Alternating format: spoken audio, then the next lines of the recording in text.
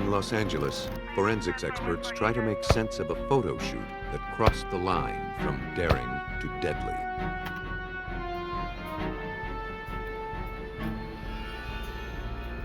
In the Pacific Northwest, law enforcement hunts a brutal predator whose lust for violence is reaching fever pitch.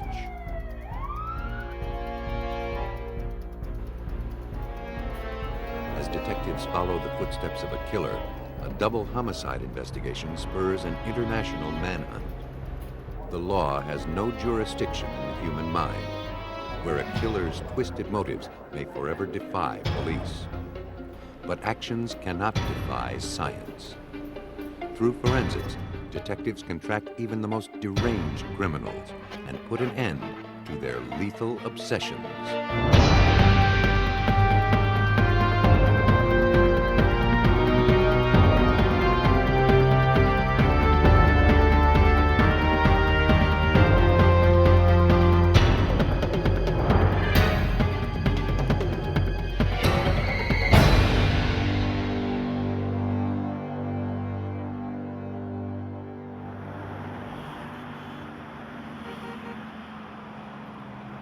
In Los Angeles, where image is everything, a pretty face and sexy body can launch a woman into the spotlight.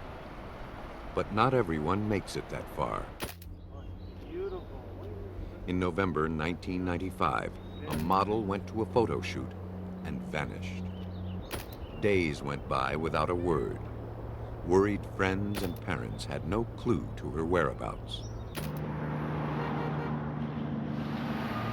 Then, she caught the eye of a passing stranger. One afternoon, a trash collector working along the Angeles Crest Highway found a daydream in the litter. The 27-year-old model. Several days later, he saw the woman's face again. Linda Sobek disappeared 7 days ago. She was Linda Sobek, a model from Hermosa Beach who had been missing for 5 days. He contacted the police about his odd discovery. Yeah, hi, this is Frank Artino. Yeah, I'm calling about that girl that you have on TV that's missing. A former LA Raider cheerleader, 27-year-old Sobek was riding a wave of success. Her schedule was packed with shoots for magazine covers and calendar spreads. She had just landed a part on a popular sitcom. The day she disappeared, Linda told her mother that she would be at a remote photo shoot with a photographer named Chuck. Her mother didn't know who Chuck was or where they were going. Linda promised to call her after the shoot. No call ever came. The trash collector showed police where he dumped the roadside trash. Yeah, I threw him in here with one of these bags, but this was this bag right here. This bag? There, they found more photographs, pages ripped from Sobek's appointment book, and a makeup bag.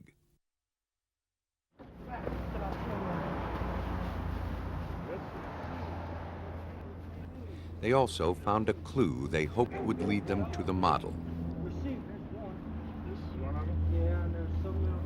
The receipt was for the loan of a sport utility vehicle, a prototype that hadn't been released yet. It was signed by Charles Rathbun and dated November 16th, the same day Sobek disappeared. It seemed the mysterious Chuck had been identified.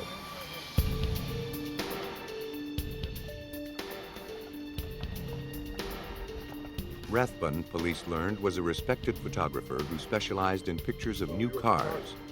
He was considered one of the best in his field. Rathbun said he didn't know how his receipt got mixed in with Linda Sobek's belongings, but admitted that he was probably the last person to have seen her. On the morning of her disappearance, he said, Sobek asked him to meet her at a restaurant parking lot. She was looking for work. He wasn't interested. Detective Mike Robinson of the Los Angeles County Sheriff's Department took Rathbun's statement. He said that he met with her briefly in the Denny's parking lot, looked at her portfolio, and told her that he had a very tight schedule and pushed her out of the car and left her there at noon on the day she disappeared. He said his last observation of her was standing in the parking lot unlocking her white Datsun. Sobek's car was still in the parking lot, but there the trail grew cold. Rathbun, the last to have seen her, was the only lead to the missing model. Police asked him to come to the station for a more complete interview. He didn't keep his appointment. He called later that day and said that he had car problems and then never showed up and never called back. But police learned that Rathbun had contacted a friend in law enforcement. She had received a rambling fax in which he confessed to accidentally killing Sobek. He also threatened to kill himself. Police rushed to his house. They found him drunk and incoherent. He was taken into custody.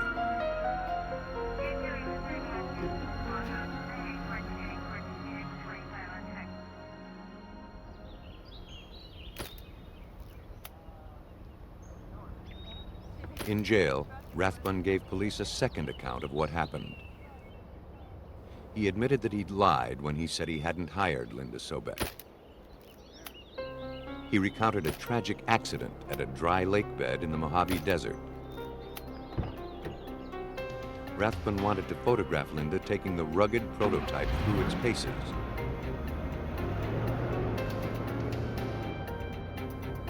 He got behind the wheel to show her how to spin it.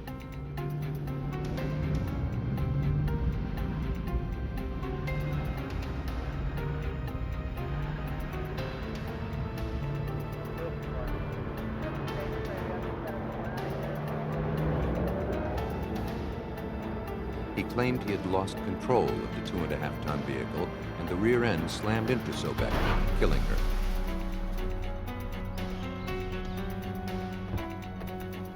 Panicked, Rathbun dug a grave with his hands and abandoned the body.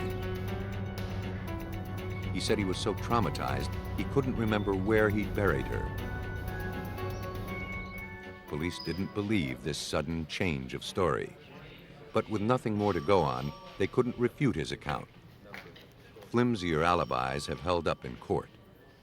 Investigators were not about to let that happen. The case entered its next phase, to find the flaws in Rathbun's story. Police got hold of the car. Unfortunately, it had been detailed at least twice since Rathbun borrowed it. Investigators hoped that some evidence survived the thorough cleaning. The first task was to search for signs of impact. LA County criminalist Heidi Robbins didn't find any. The initial examination revealed no such evidence on the exterior of the car. Being that it was a prototype, it was a brand new vehicle right off the line, so it was very clean, which is really not what we're used to looking at as forensic scientists or criminalists. The vehicle it didn't have a scratch on it. There wasn't a dent to be seen. Perhaps the victim had been run over, not struck. The vehicle was placed on a lift. Again, the car was clean. We didn't see any type of blood or tissue or fiber evidence at all associated with the exterior or undercarriage of that vehicle. The next step was to examine the vehicle's interior. Although the leather seating looked pristine, it was not. Blood residue was found in the crevice between the seat cushions and had stained the stitching. Tests showed that it matched Sobek's blood type. 4 long blonde hairs were collected and shown to have belonged to her. Robbins noticed that one of the doors had a deep dent in it. It seemed that a struggle may have occurred inside. The marks inside the car suggested a tale far different from Rathbun's, but the whole story couldn't be told without Sobek's body, and Rathbun had conveniently forgotten where it was. In custody, he tried to commit suicide, asserting that it was all a mistake.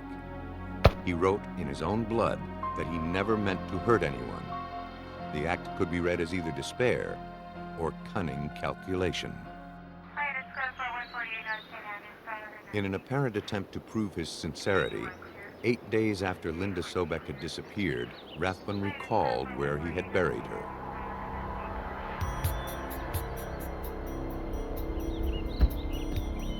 He directed the search party to a steep ravine, 6,000 feet up, 40 miles from the site of the photo shoot.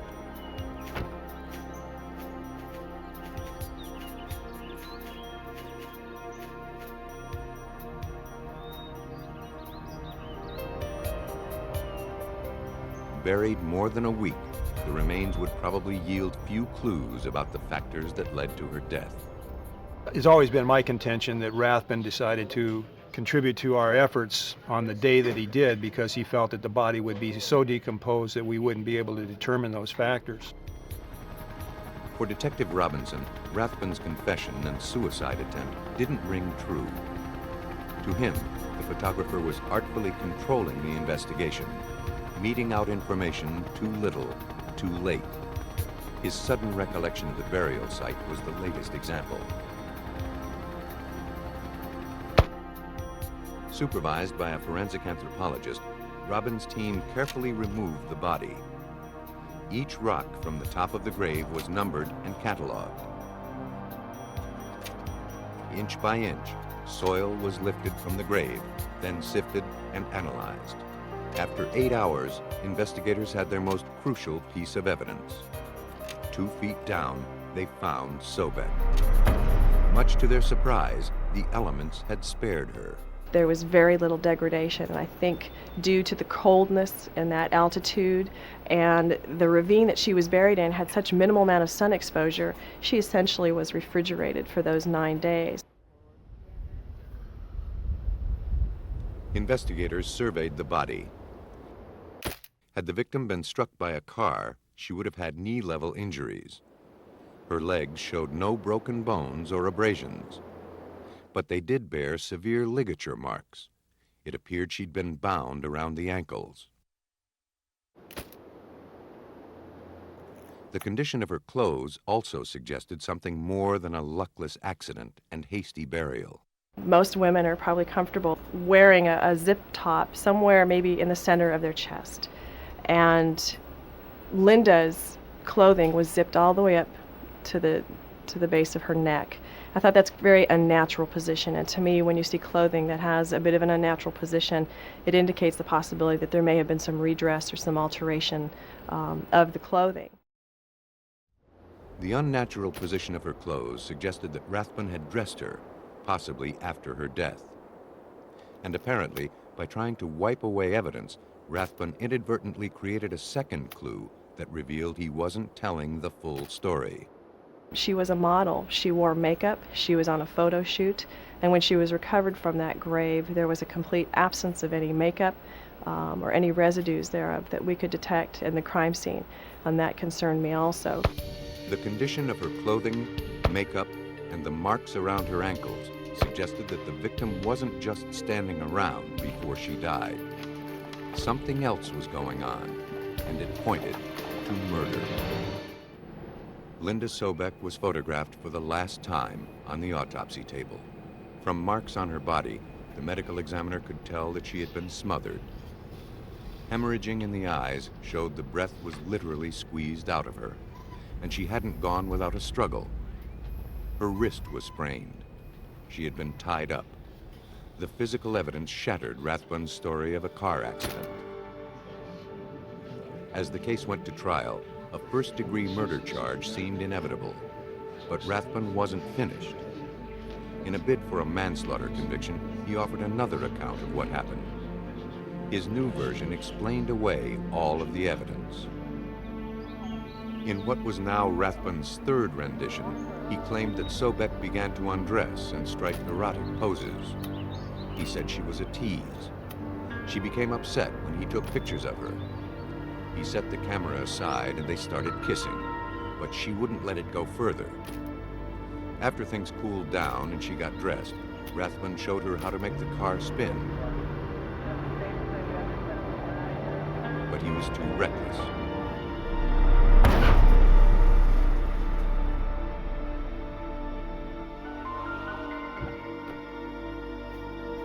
He thought he hit and killed her. but she'd only stumbled trying to get clear. She cut her face when she fell. Rathbun told authorities he put her in the car to take her to the hospital. She became hysterical, fighting with him and threatening a lawsuit. He tried to restrain her with a bear hug, but she only grew more agitated and more violent. As a last resort, he sat on her. She finally grew quiet. Then he realized she wasn't breathing.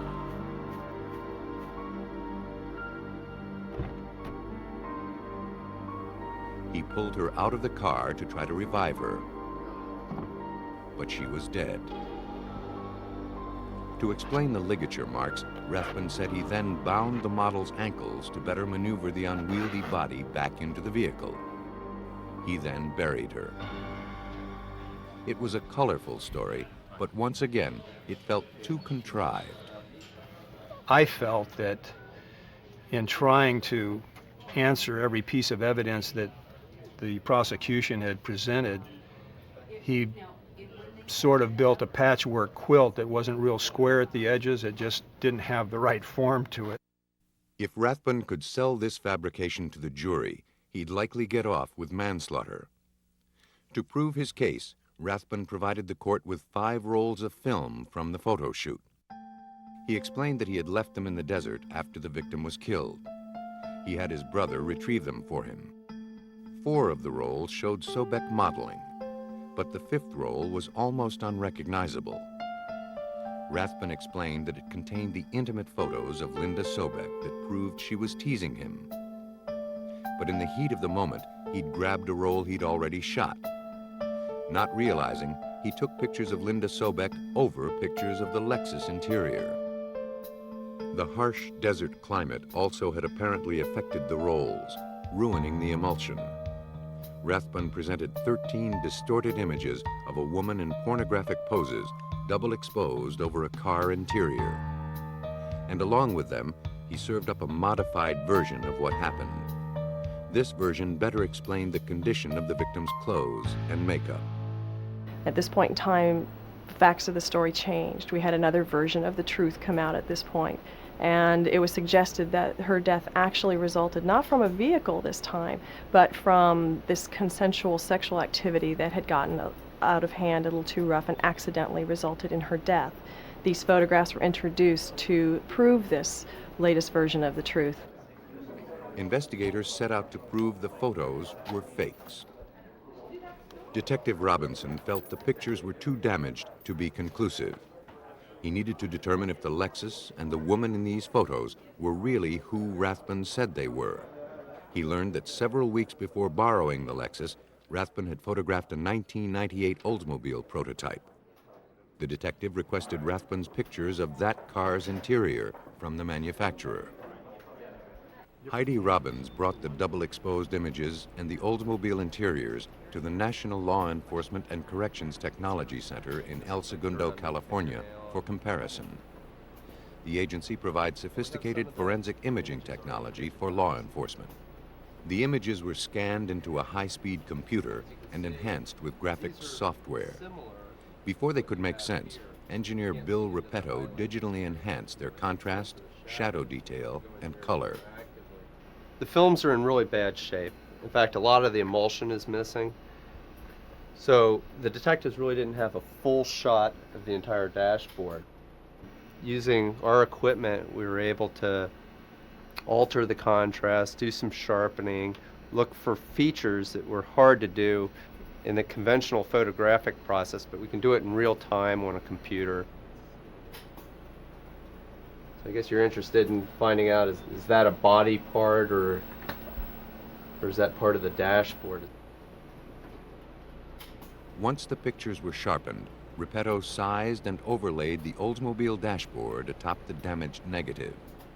His goal was to see if the car in the photos was really the Lexus that Sobek died in, or if it was the Oldsmobile. That you can match up things like the speedometer dial, the radius of the steering wheel. Unfortunately, we can't see this pattern, the logo on the steering wheel, but it matches up pretty good. I mean, you work with this just a few minutes and it's pretty darn obvious this is not a Lexus. This is an Oldsmobile. Repetto next had to eliminate Linda Sobek as the faceless model. He compared the dress Sobek wore at the photo shoot to a portion of lace shown in the double-exposed images.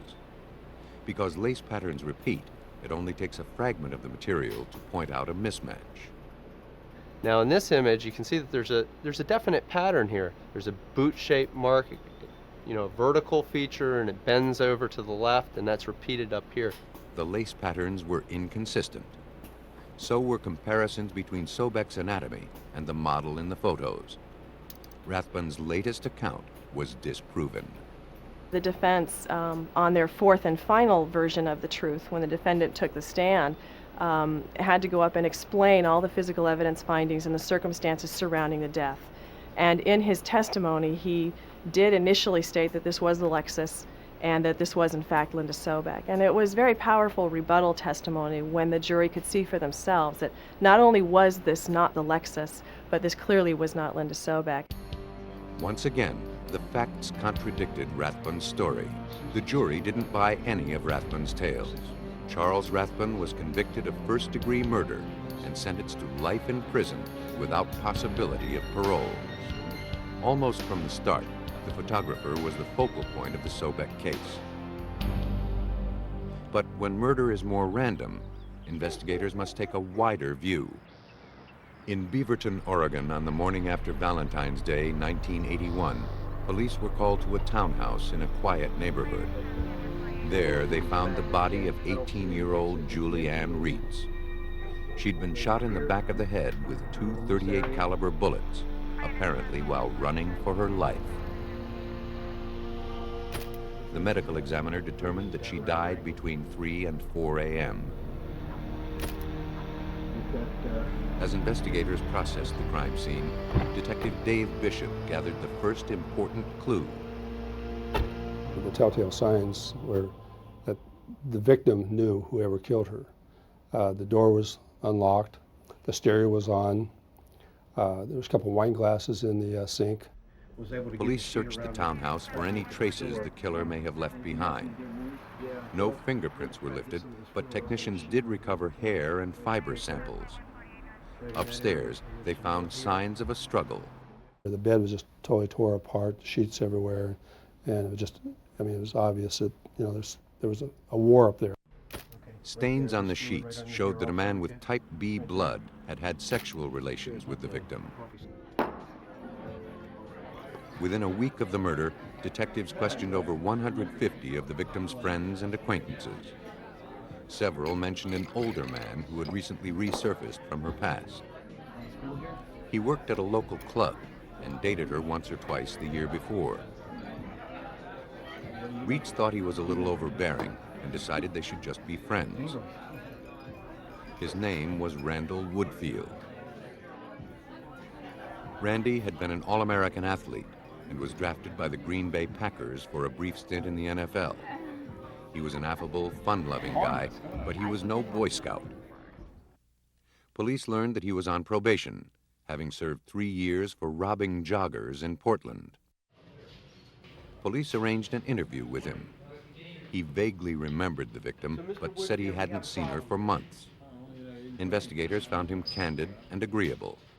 You know, if you didn't know him, he would be the guy next door. I mean, he was, and pleasant to talk to. Not, he was very little profanity, soft-spoken.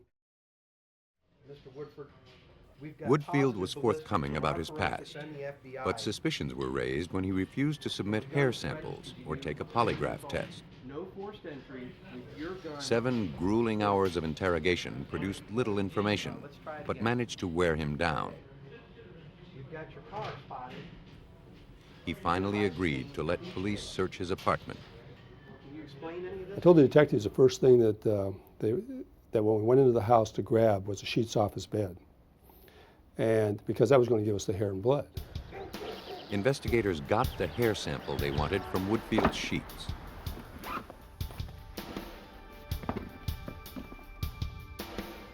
They also found a .32 caliber bullet and a roll of athletic tape in his gym bag. Ordinarily, these items meant nothing. Now, police weren't so sure. Athletic tape was a crucial clue in a rash of unsolved rapes and murders that had been occurring along Interstate 5 for more than 2 months. Detectives wondered if they were onto something bigger than an isolated homicide. Suspicions intensified when investigators checked Woodfield's phone bill to see if he'd called Julie Reitz.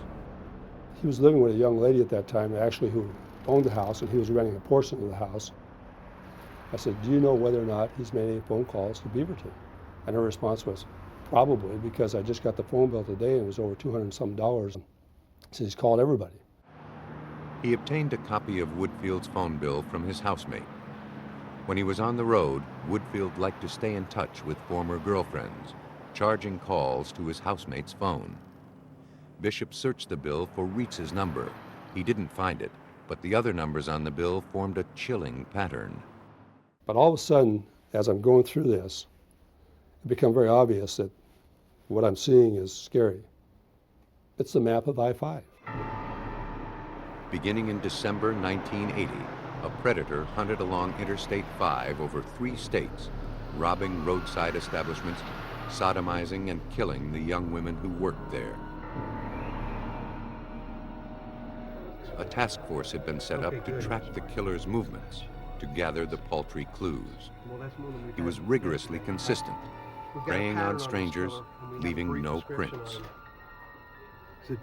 Dark-haired, dark-eyed, described as handsome. He often young wore man, false athletic beards build. and hoods. About 6'2".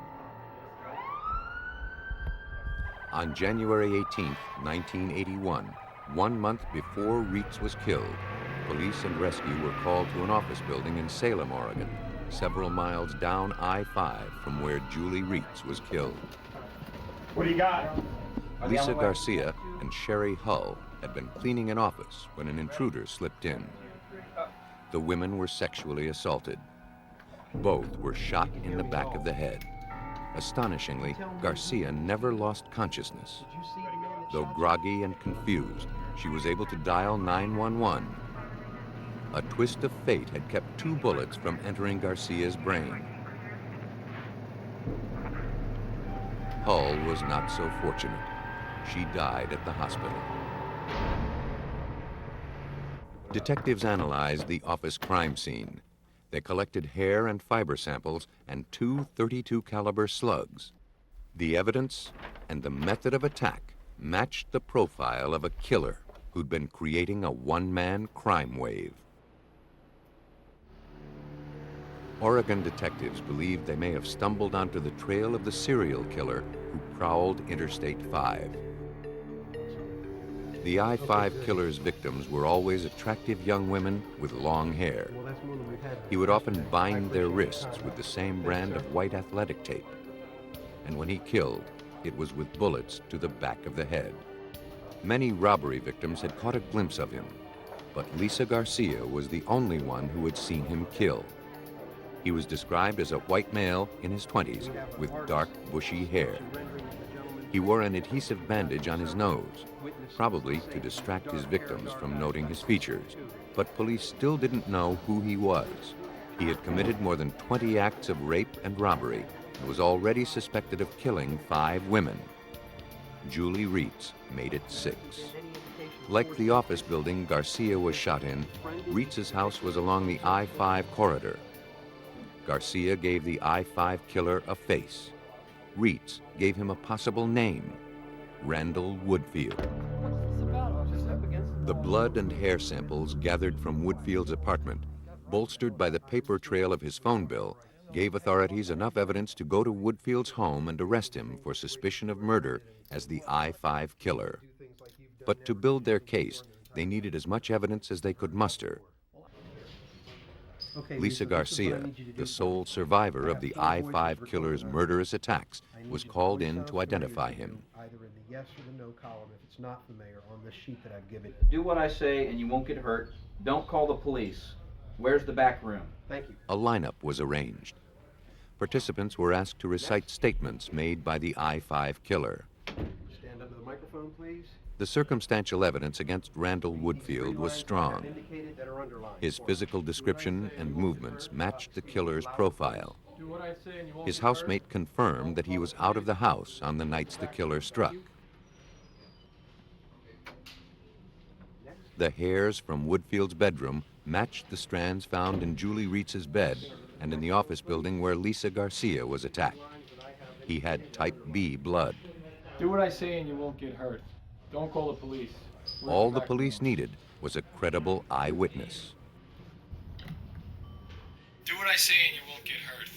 Lisa Garcia unequivocally picked Woodfield from the lineup. It was the voice, she said, that clinched it. If the bullet found in his apartment could be linked to the .32 caliber slug removed from Lisa Garcia's skull, the case against Woodfield would be a lock. But police faced two problems. The single bullet found in his possession hadn't been fired, so it bore no marks that would enable police to compare it with a bullet from any crime scene. And worse, they had no gun to test fire it with. Traditional ballistics testing would be useless. Instead, investigators needed to compare the bullets atom by atom. At Oregon State University's Radiation Center, analyst Michael Conradi uses nuclear power to put criminals behind bars. They called us up and described the evidence that they had and asked us if we could help them with that. We told them that that was an ideal situation for activation analysis. Conradi received 4 bullet fragments from crimes police suspected were the work of the I-5 killer. He was also given the bullet found in Woodfield's gym bag. His job was to see if they matched. Manufacturers produce bullets in batches. Each tank of lead contains different amounts of the trace elements silver, copper, tin, antimony, and arsenic. A process called neutron activation analysis allows scientists to compare minute levels of these elements. This enables them to identify bullets produced in the same batch. Conradi cuts a sample from the bullet, flattens it into a wafer, and cleans it in nitric acid to remove contaminants.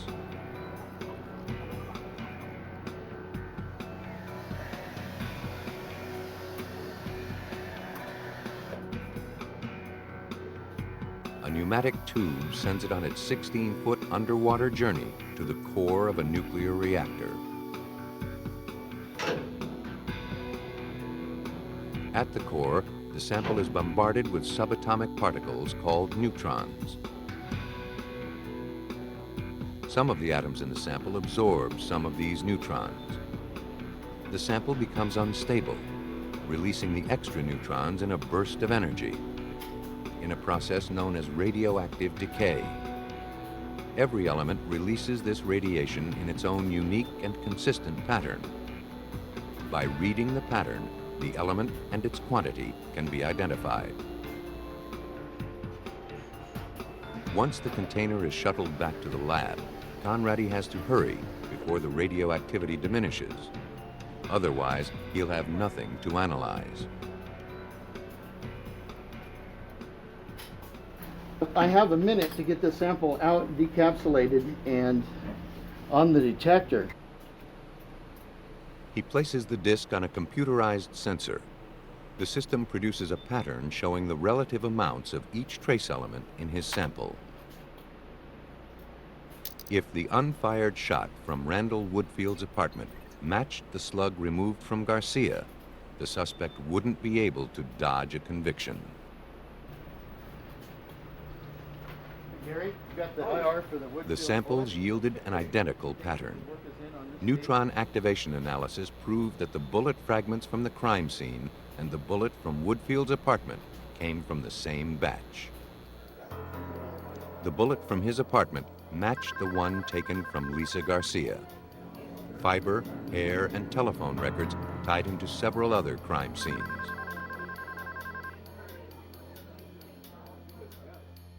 Woodfield was a sly, methodical killer who prepared for his attacks with a ritualistic intensity. His pattern was as consistent as it was deadly.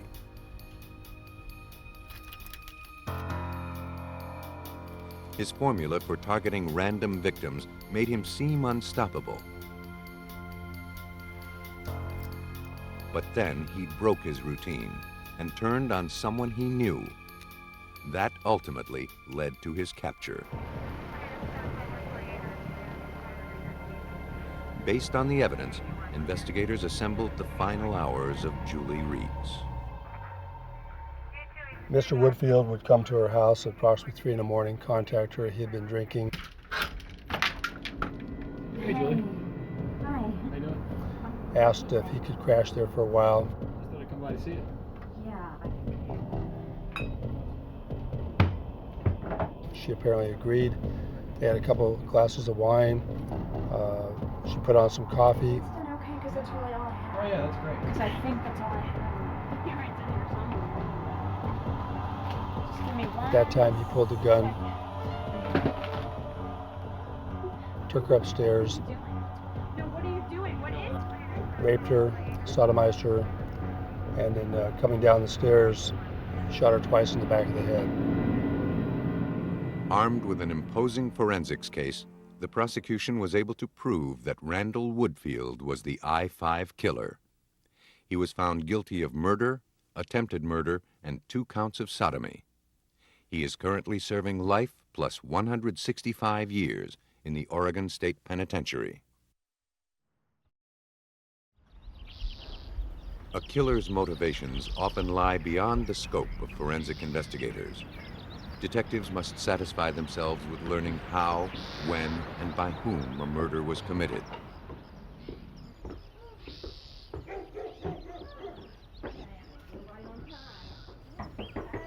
On the afternoon of April 3rd, 1985, a bridge club convened at the Boonesboro, Virginia home of Derek and Nancy Hesome.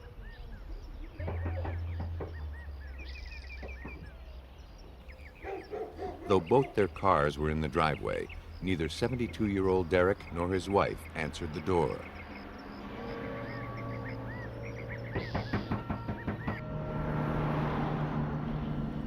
Fearing trouble, the guests called a family friend who came over with a spare key. They were alarmed. Derek never missed their weekly game, certainly not when he was hosting.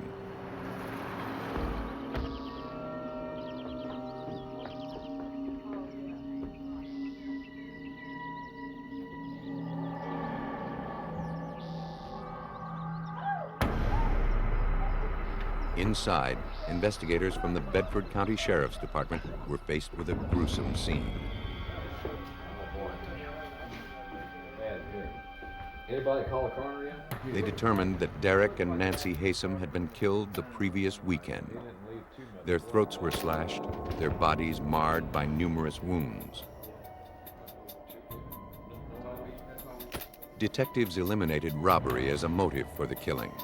There was no forced entry, no valuables or money taken.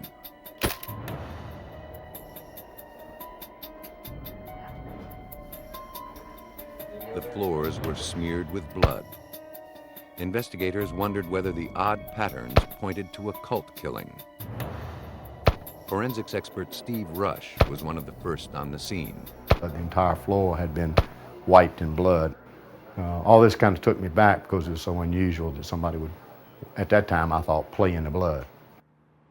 As investigators scoured the scene for evidence, they realized that the cryptic swirls were actually the work of a murderer trying to cover his tracks. They feared he may have succeeded all too well. Normally, a messy crime scene yields many clues, but the scene at the Hesome house in Virginia wasn't the aftermath of a sloppy killer. When the criminal noticed that he was leaving footprints, he removed his shoes and camouflaged the tracks. A single print survived. The oak flooring on which it appeared was sent to the lab for analysis. At the Virginia Division of Forensic Science, Dr. Robert Hallett uses footprints to stop criminals in their tracks. He works from life-size photos to keep the original prints free from damage. From telltale weave patterns, he could see that the print from the Hesome house came from a foot in a sock. A bare foot would have made his job easier, because feet, like hands, bear tiny grooves called friction ridges. A print expert relies on these ridges to precisely match a footprint to a person. They can make a positive identification to the exclusion of anyone else. They could say that that print was made by the person who gave them a known impression. That's not possible in this examination. Hallett would have to base his analysis simply on the foot's anatomy. Though the photograph from the Hesome house indicated that the foot had been dragged, Hallett was pleased with the evidence. The impression is complete. I have a heel, I have an arch, I have a metatarsal pad or ball of the foot, and I have 5 toes that are distinctly shown. And that is considered to be an excellent photograph to work with. But until Hallett had something to compare it against, the bloody sock print would be useless. He would have to wait for a suspect to surface. Despite the lack of hard evidence, lead investigator Lieutenant Ricky Gardner was already forming an impression of the assailant. It was obvious from the get-go that whoever performed or committed the murders was very angry with both Mr. and Ms. Hesome. The Hesomes appeared to have known their assailant and had even shared a meal. Stale remnants of food and wine lingered at 2 place settings, but 3 chairs, not 2, appeared to have been pushed back abruptly from the table. The Hesomes were killed by someone they didn't fear, but should have.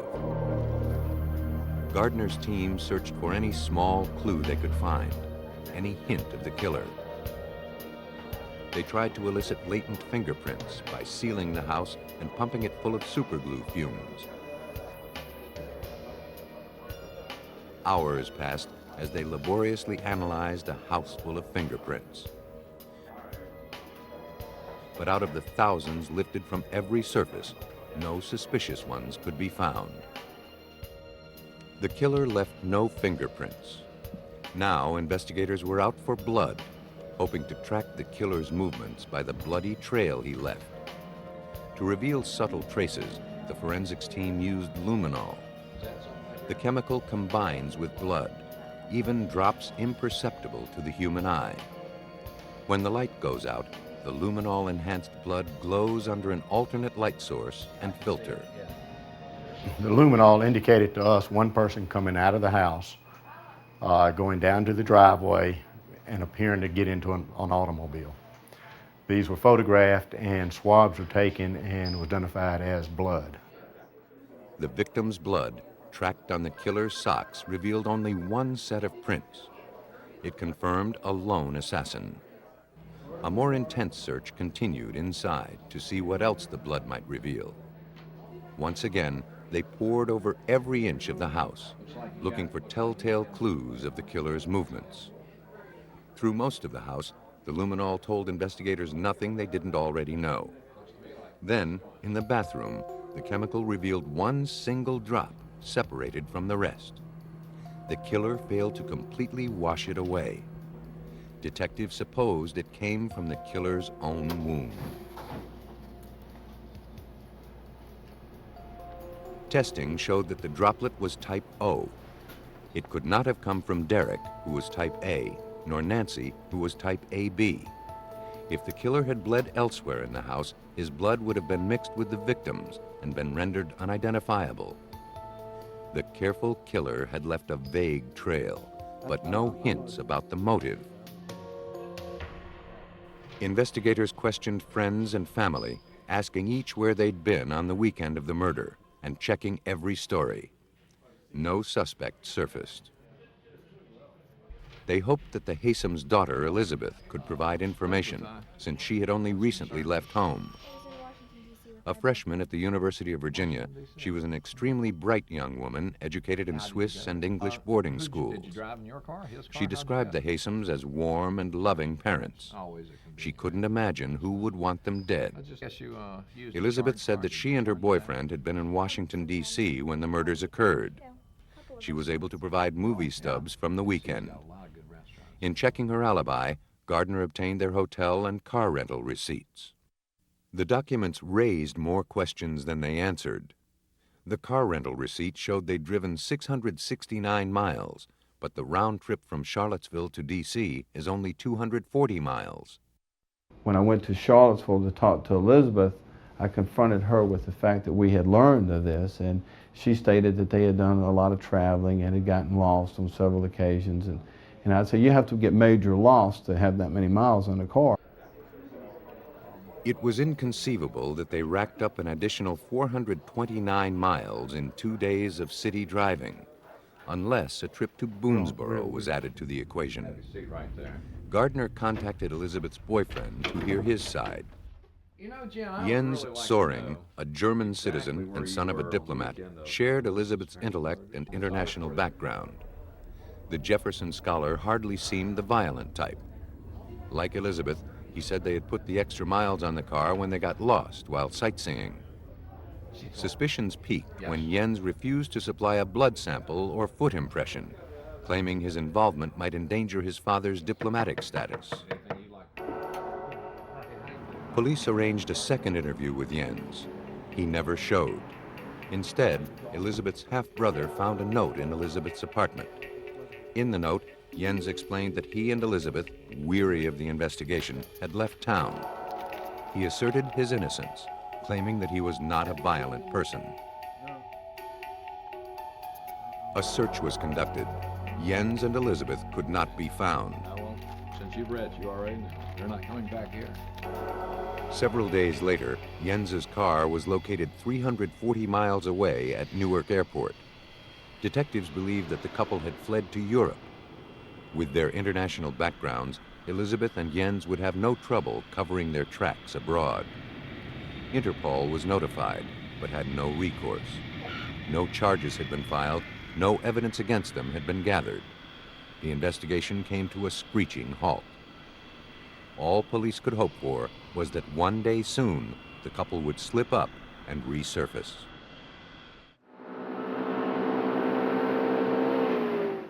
Seven months passed.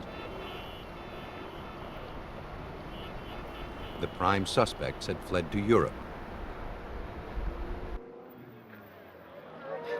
Then, in May 1986, a British detective searched the flat of a young couple who'd been arrested for check scamming.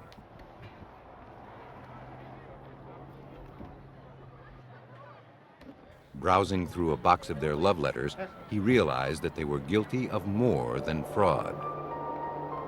The lovers had planned a murder.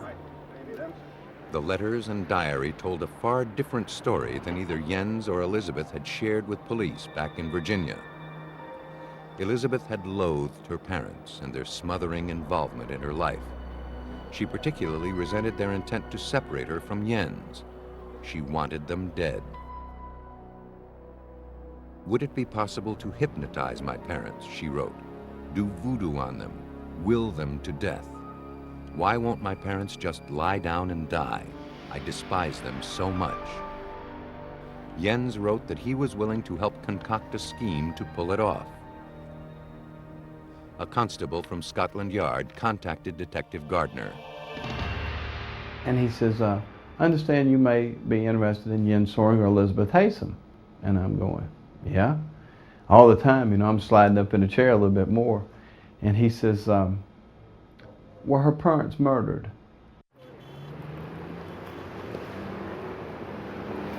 Gardner caught the next plane to England to confront Jens and Elizabeth with their own words. Elizabeth, struck with remorse, admitted she knew about the murders beforehand, but didn't commit them. I think that was... I'd never seen it. She returned to Virginia for trial. Jens admitted killing the Hesomes, but as a German citizen, he hoped to get his case moved to Germany, where he would be tried as a minor. If found guilty there, he'd do only a few years' time. Then he could be reunited with Elizabeth. He advised me that he was ready to tell me the truth, and he just started with when they met in the fall of, he and Elizabeth met in the fall of '84. They fell in love, and one thing led to another. Jens told Gardner that he was so in love with Elizabeth, he'd do anything for her, even kill. I mean, he was smitten, obviously, by Elizabeth. I mean, this was probably, if not the one of the first relationship that he had ever had. And I mean, she had manipulated him into the feeling that, you're my future, and we'll spend the rest of our lives together, and you're my only love. And he went for it. He fell for it. But back in Virginia, Elizabeth turned on her lover. She portrayed Jens as a bloodthirsty psychotic who killed without much urging. She'd lived in a state of terror afterwards, she said, fearing that Jens would kill her if she went to the police. On August 24, 1987, Elizabeth pleaded guilty to being an accessory before the fact. She thought she'd get off easy, but she was sentenced to 90 years in prison. Jens fought extradition for 3 years. Then the United Kingdom agreed to extradite him when Virginia promised it would not seek the death penalty if he were found guilty. When it was clear Jens was to face hard time in the States, he changed his story, pinning the murders on Elizabeth. He claimed that the roles of killer and accessory were reversed. Elizabeth had killed her parents while he stayed in Washington.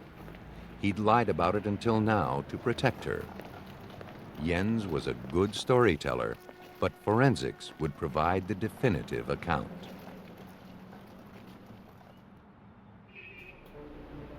The next step in the Hesome murder investigation took place in the lab, where Elizabeth Hesome and Jens Soring made footprints. And now I want you to walk through. Be sure all parts are touching. All right, stop. All right, now just walk right on through. Robert Hallett compared these impressions with the print gathered at the crime scene.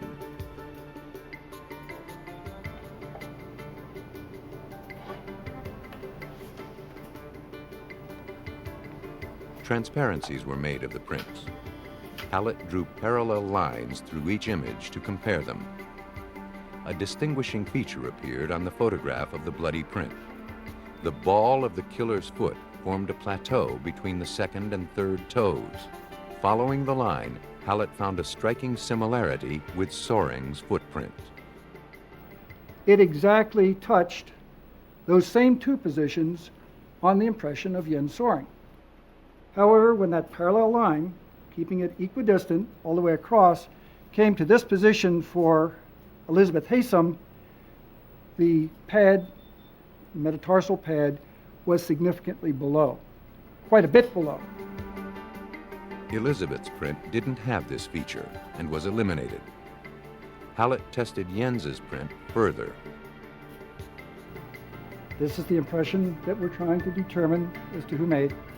And I've placed an overlay over it, the right foot of Jens Soring, placement of the toes, metatarsal pad, the ball of the foot, the arch, and the heel, all exactly match. There were no differences. In Hallett's opinion, Jens Soring had left the print.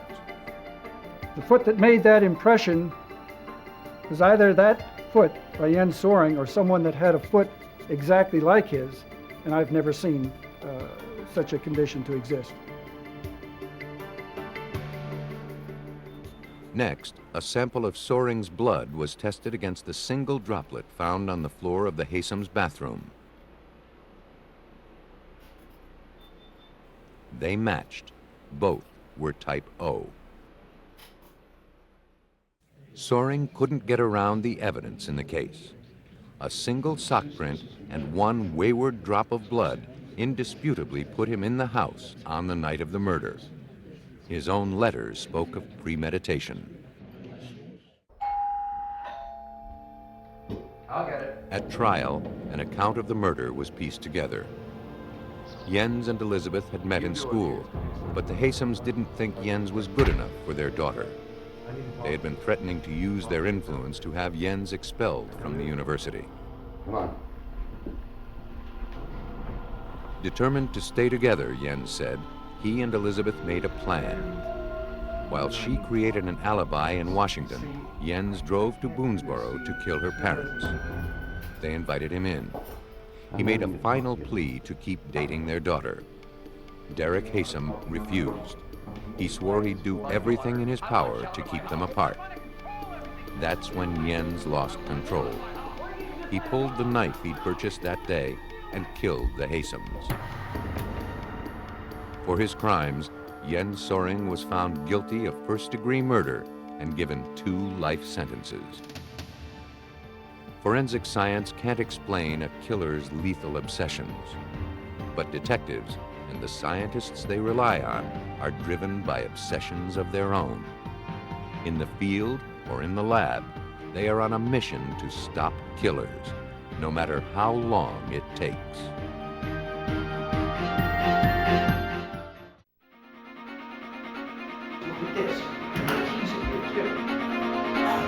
When a wealthy family is murdered in their home, it looks like a professional hit, until investigators begin to suspect it was really the work of a gifted amateur. The investigation into the drowning death of a woman in Pennsylvania sends ripples out as far as North Carolina, where some dark secrets begin to surface.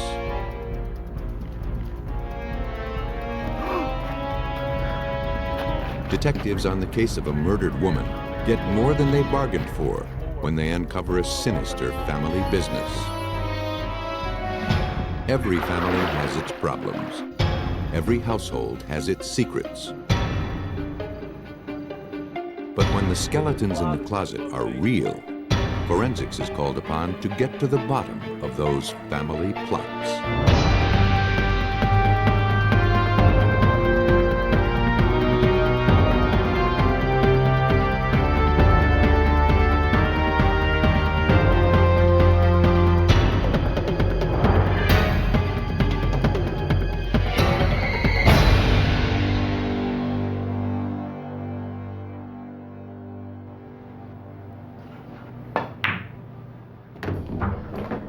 On Easter Sunday, 1992, the Ewell family was wrapping up a weekend getaway at their beach house. Dana, a 20-year-old college student, bade farewell to his older sister Tiffany and his parents, Dale and Glee. Dana stayed behind to spend the evening with his girlfriend's family, while the others made the 200-mile trek back to Fresno. See you home. Have a nice flight. It was the last time Dana would see them alive. 2 days later, when he couldn't get his family on the phone, Dana called a neighbor to check on the house. The neighbor, accompanied by the Ewell's housekeeper, made a gruesome discovery. Mr. Ewell lay dead on the floor. He appeared to have been shot in the back of the head. As investigators from the Fresno County Sheriff's Department searched the house, they realized that Dale wasn't the only victim. His daughter Tiffany and his wife Glee were also found dead. Like her father, Tiffany had been killed execution style, ambushed with a single bullet to the back of the head. But Glee had known what was coming. It seemed that she had tried to run before bullets to the back and shoulder stopped her. The gunpowder residue on her sweatshirt told investigators that the killer had then fired into her body at close range. Based on the condition of the victims, investigators knew that the Ewells must have been killed almost immediately after they returned from the beach 2 days earlier. 5 spent slugs were collected from the crime scene. 1 more was found in Glee's body. In the master bedroom, investigators found an opened box of 9mm ammunition and an empty gun case. The owner's manual showed that the missing weapon was a Browning 9mm pistol. Since much of the house was ransacked, detectives first theorized that this was a burglary attempt gone awry. But the evidence didn't support that theory. No, it's like an amateur job. There was no forced entry. Many valuable items, including Dale Ewell's gun collection, were left in the home. Rather than use pillowcases to collect the loot, bed sheets were laid out and loaded up with worthless items like audio cassettes and coins. To homicide detective John Souza, even though the killers slipped in and out without notice, it just didn't look like a professional burglary. A good burglar searches dressers and stuff by starting from the bottom and going up. That way he never have to close a drawer. He opens the bottom one, he searches it, He opens the next one and they all stay open. Where here was a combination of everything. There was no pattern at all. The crime had been planned out to a T. Though many neighbors were in their backyards on Easter Sunday, no one noticed anything strange at the Ewell house, nor had they heard gunshots. Given the amount of forethought that must have gone into the murders, detectives could not discount a professional hit. Nor could they overlook the prospect that someone might be coming back to finish off the sole family survivor, Dana Ewell. Glad to have you in. He returned from school and met with investigators. If he feared for his life, he was hiding it, along with his grief. Really appreciate that. He's been just told that his family is dead, all his family. There's not a tear. And it just amazed me. I'm going, well, I'll give him the benefit of the doubt, maybe he's in shock. He told police that his mother had once worked for the Central Intelligence Agency. His father, who owned an airplane dealership, had a reputation as a ruthless businessman. As Dale's $8 million fortune grew over the years, it seemed likely that he'd made some enemies. Investigators delved into the family's personal and financial background, probing for dark secrets. None were found. Glee's history as a translator with the CIA was uneventful, and though many people seem to have disliked Dale Ewell, none had a motive to kill him and his family. What's this? Our lab technician. Dana was asked to inspect the house, keeping an eye out for anything missing. As you can see the blood stains here, but we're not sure whose blood that was. Detectives noticed that he seemed unaffected by the blood-stained carpet. But he became indignant when he saw that investigators had damaged a light fixture. What happened here? Did your people do this? Immediately after the funeral, he started spending money. He lavished his girlfriend with expensive gifts and purchased a $130,000 plane for himself. It was suspicious behavior, but Dana had an alibi. During the murder, he said, he'd been 4 hours away with his girlfriend's family. The girl's father, an FBI agent, confirmed it. If you could take Dana stood to gain millions of dollars from his family's death, but his perfect alibi meant that he couldn't have been the shooter. Detectives hoped that forensics would help find out who was. But there was little to go on. No footprints or fingerprints. Even the shells had been removed. The only physical evidence was the 6 9mm bullets expended at the crime scene. All hope of solving the case rested in the hands of ballistics experts at the Fresno County Sheriff's Department. The crime lab determined that the bullets had come from the box of ammunition found in the victim's nightstand. Identical scratch patterns told investigators that all 6 bullets had been fired through the same barrel. But when these marks were compared with ones from a Browning pistol like the one stolen from the Ewell's house, investigators found an obvious discrepancy. The scratches that indicate rate of twist didn't match. Rate of twist is the distance it takes a bullet to complete a single rotation. The Browning has a rate of twist of 10 inches, but the murder bullets showed a 12-inch rate of twist. For criminalist Alan Boudreau, there was no mistaking the findings. To me, that finished the issue. It's not a Browning pistol that fired the murder bullets. But these weren't the only marks on the slugs. Each of the 6 bullets bore deep scratches. Boudreau was puzzled by these peculiar marks. I'd never really seen anything like that before, although I had about 24, 25 years experience. Enlargements of the bullet markings were sent to law enforcement labs throughout the country, but none was familiar with the etchings or the unusual rate of twist. 6 bullets had been fired, yet no one had heard shots. Unusual gun barrel marks had etched a mysterious signature onto the resulting slugs. This suggested that the weapon had been modified, perhaps by a silencer. But the sheriff's department had little experience with them.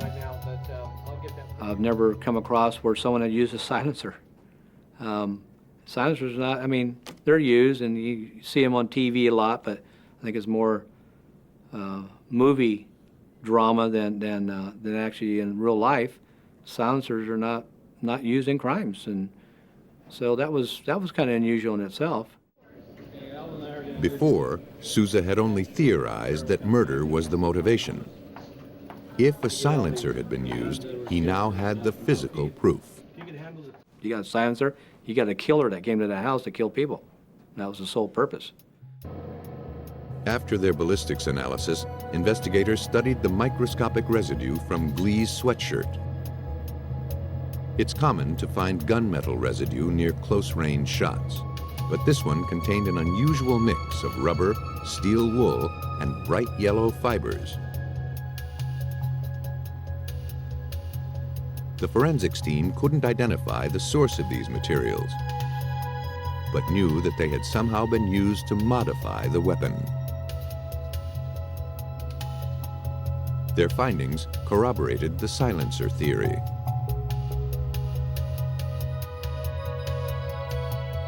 They proved that on Easter night, someone had entered the Ewell home with a deadly agenda. He ransacked the house to make it look like a burglary and stole the victim's gun to throw detectives off track. But he had used ammunition he found in the home. And that meant the killer would have had to know there was a box of 9mm ammunition stashed in Dale Ewell's nightstand.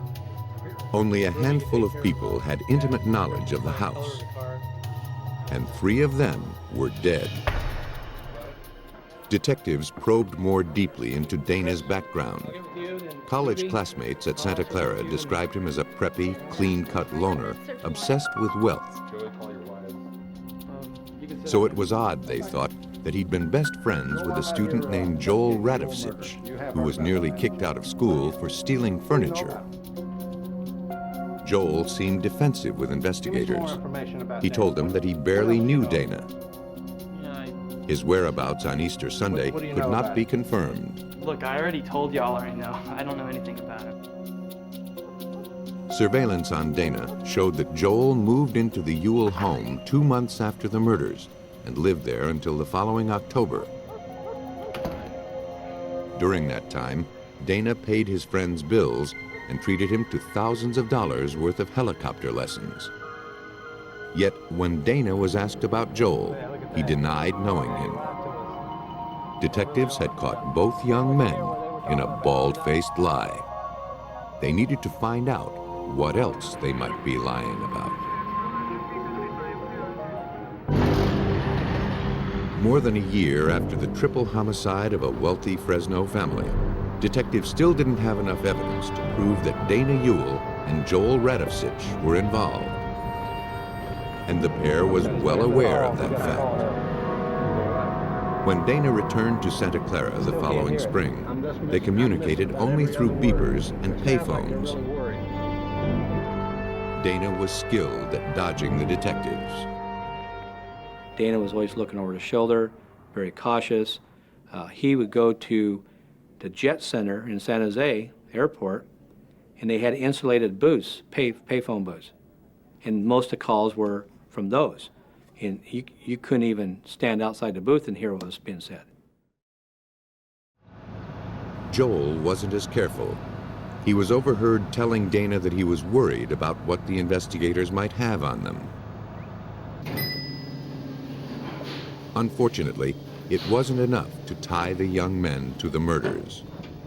Investigators obtained a search warrant for a duplicate beeper so that they could monitor Joel's pages. Weeks passed without any suspicious calls. Find out who it is. Then, in October 1993, Joel got a page from a man detectives knew very little about. His name was Jack Ponce. Okay, there it is. He and Joel used to go target shooting together. Ponce admitted that just 11 days before the Ewell murders, he had purchased a Feather Industries 9mm semi-automatic rifle. He said he bought it to kill opossums. Detectives thought that was an odd choice of weapon, and when they asked to see it, Ponce said that the gun had been stolen. If investigators could somehow tie the missing rifle to the bullets and residue from the crime scene, they'd be able to connect Radovsich and Ewell to the triple homicide. Ponce, realizing he was implicated in the murders, turned state's evidence. The magazine for it? He admitted that he'd purchased the rifle for Joel. Days later, Joel told Ponce he'd killed the Ewells and asked him to dispose of the weapon. Ponce threw it away. The murder weapon was gone, but another piece of the puzzle fell into place when investigators learned that Dana had purchased a book on how to build a homemade silencer. I purchased the same books that he had purchased, and brought them home, and of course I gave them to Alan Boudreau and says, make a silencer per this book. Boudreau built a silencer to the book's specifications. Among the materials were tennis balls and steel wool, consistent with the residue found on Glee Ewell's sweatshirt. But the real proof was in the firing. For that, they'd need the gun. After interviewing 90 firearms manufacturers worldwide, investigators discovered that the rare Feather Industries rifle is the only 9mm manufactured with a 12-inch rate of twist. Even though he didn't have Ponce's rifle, Boudreau could still perform tests on other weapons of the same model. He spent months tracking down 9mm feathers with serial numbers close to the one registered to Ponce. The barrels of these guns would be nearly identical. Boudreau test-fired the weapons through sticky paper to trap any microscopic particles blown through the barrel.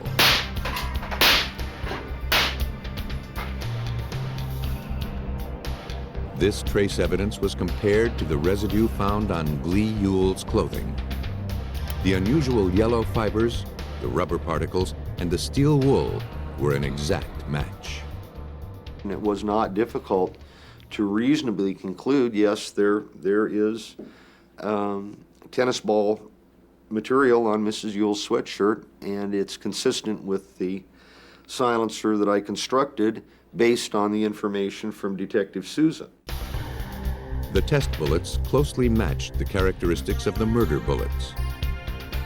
The rate of twist was correct. The deep scratches were nearly identical to the murder bullets. And finally, the gun extruded the same residue as was found near Glee Ewell. No other type of weapon could have matched so closely. In March 1995, nearly 2 years after the murders, arrest warrants were obtained for Dana Ewell and Joel Radovsich. All right, here's the plan. Based on their extensive investigation, detectives had finally pieced together the whole story. Hungry for his father's fortune, Dana conspired with Joel a year in advance to shoot his family and make it look like a burglary. In exchange, Dana would split the $8 million inheritance with him.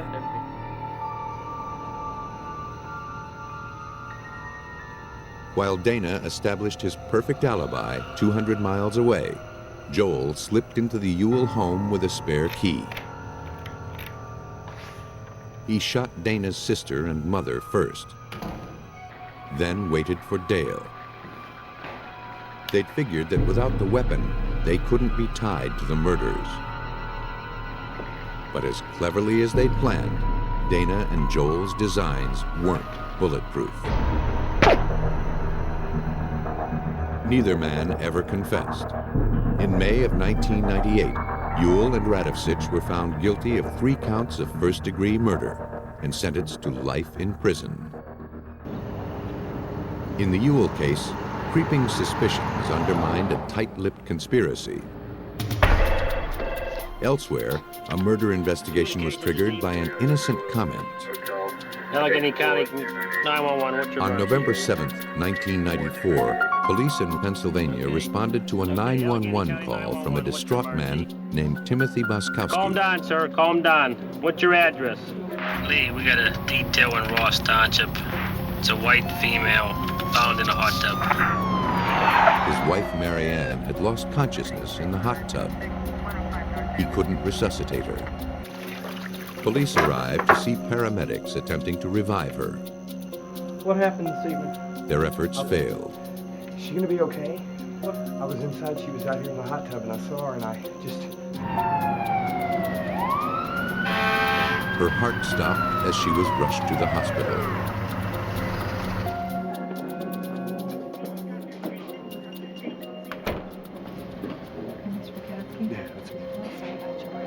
The 35-year-old woman was pronounced dead on arrival. She had a .22 concentration of alcohol in her bloodstream. I'm sure you did, yeah, I do appreciate it. More than twice the legal limit for intoxication. Were you aware that my wife drank? Bosowski told the nurse that Mary Ann had been a heavy drinker and that he blamed the drowning on her alcoholism. Down some, and she just wouldn't. You got it? In Allegheny County, cases of accidental death are police matters, so technicians process the scene. Investigators questioned Bosowski's parents, who'd been called over to babysit while Timothy was at the hospital. Okay, well... It's a shock. It's really a shock. Bosowski's father made the comment that this wasn't the first time their son had endured such a tragedy. His first wife, Elaine, had died 4 years earlier, nearly to the day. When Bosowski returned from the hospital, investigators were waiting for him. Bosowski described the incident. Throughout the day and into the evening, he estimated that Mary Ann drank between 13 and 15 cans of beer. Around 11:30 that night, the couple downed a bottle of wine. Mary Ann was an alcoholic, her husband said. Bosowski claimed that Mary Ann stayed in the hot tub after he got out.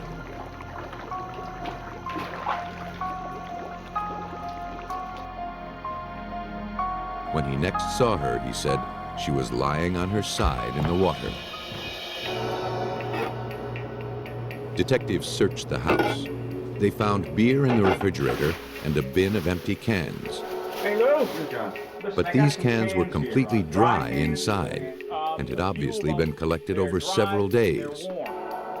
Cans that had been opened that evening would have still held some liquid. The evidence contradicted Bosowski's claim that Mary Ann had consumed beer after beer well into the evening. They also learned that a friend of Mary Ann's had spoken to her on the telephone for an hour and a half earlier that afternoon. The friend said that Mary Ann didn't seem drunk.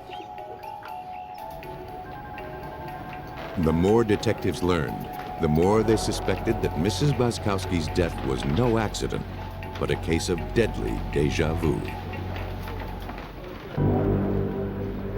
If Mary Ann Bosowski was murdered in her hot tub, detectives in Pennsylvania had very little physical evidence to prove it. There was no sign of violence found in or around the tub. All they really had were some conflicting statements. Timothy Bosowski agreed to go down to the police station for further questioning. To Detective Jimmy Svedek, his exacting account seemed staged. One of the things, he was so consistent with his times, too consistent. 10 to 1, I did this. Mary Ann did this at 8 minutes to 1. 5 after 1, I was putting on my shoes. In this interview with you this afternoon, is that okay? While Bosowski was relating his story, detectives observed a scratch on his neck. Could you tell me how you got that? My wife and I went on a cruise, and They asked him to remove his shirt. Take a look at this? No. We may even want to take a picture of it. Also, Colby, would On you, his back, they saw a pattern of scratches. Bosowski explained that he and Mary Ann had been on a cruise recently. While in the tub, he had asked her to scratch his sunburned back. Given the suspect's pale skin and the deep gouges, the explanation seemed implausible. Okay, that's some scratches there, Tim. These looked like marks from a struggle. When investigators questioned Bosowski about his first wife, his demeanor drastically changed. This lady, is that true? No, I'd rather not discuss that at all, if that's all right. He cut the interview short and demanded a lawyer. Without enough information to detain him, he was free to go. You would like to discuss that at all? Investigators immediately contacted law enforcement in Greensboro, North Carolina, where Bosowski and his first wife had lived. They uncovered some uncanny similarities between the two Mrs. Bosowskis. Bosowski had met both wives, Mary Ann and Elaine, in church singles groups. You looked at this already? Yeah, I looked at it. All right. I thought she was. Yeah, she Both worked as religious school teachers. Yeah. They were the exact same weight. We had such a good time. Even more chilling were the similarities between their deaths.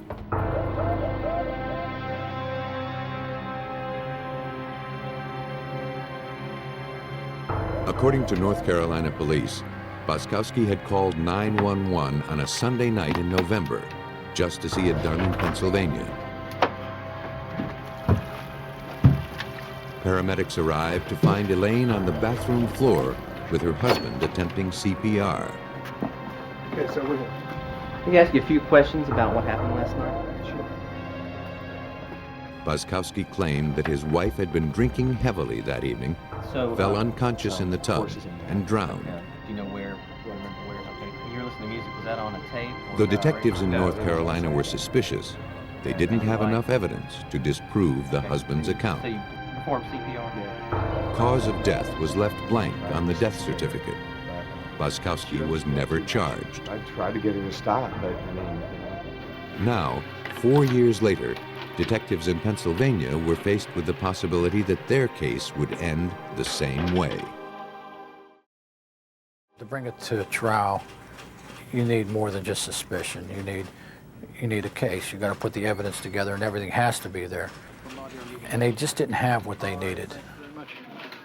Though the bizarre circumstances of his wife's drowning deaths pointed to foul play, it would be a challenge for investigators in Pennsylvania to differentiate an accident from a murder, especially when there were no witnesses.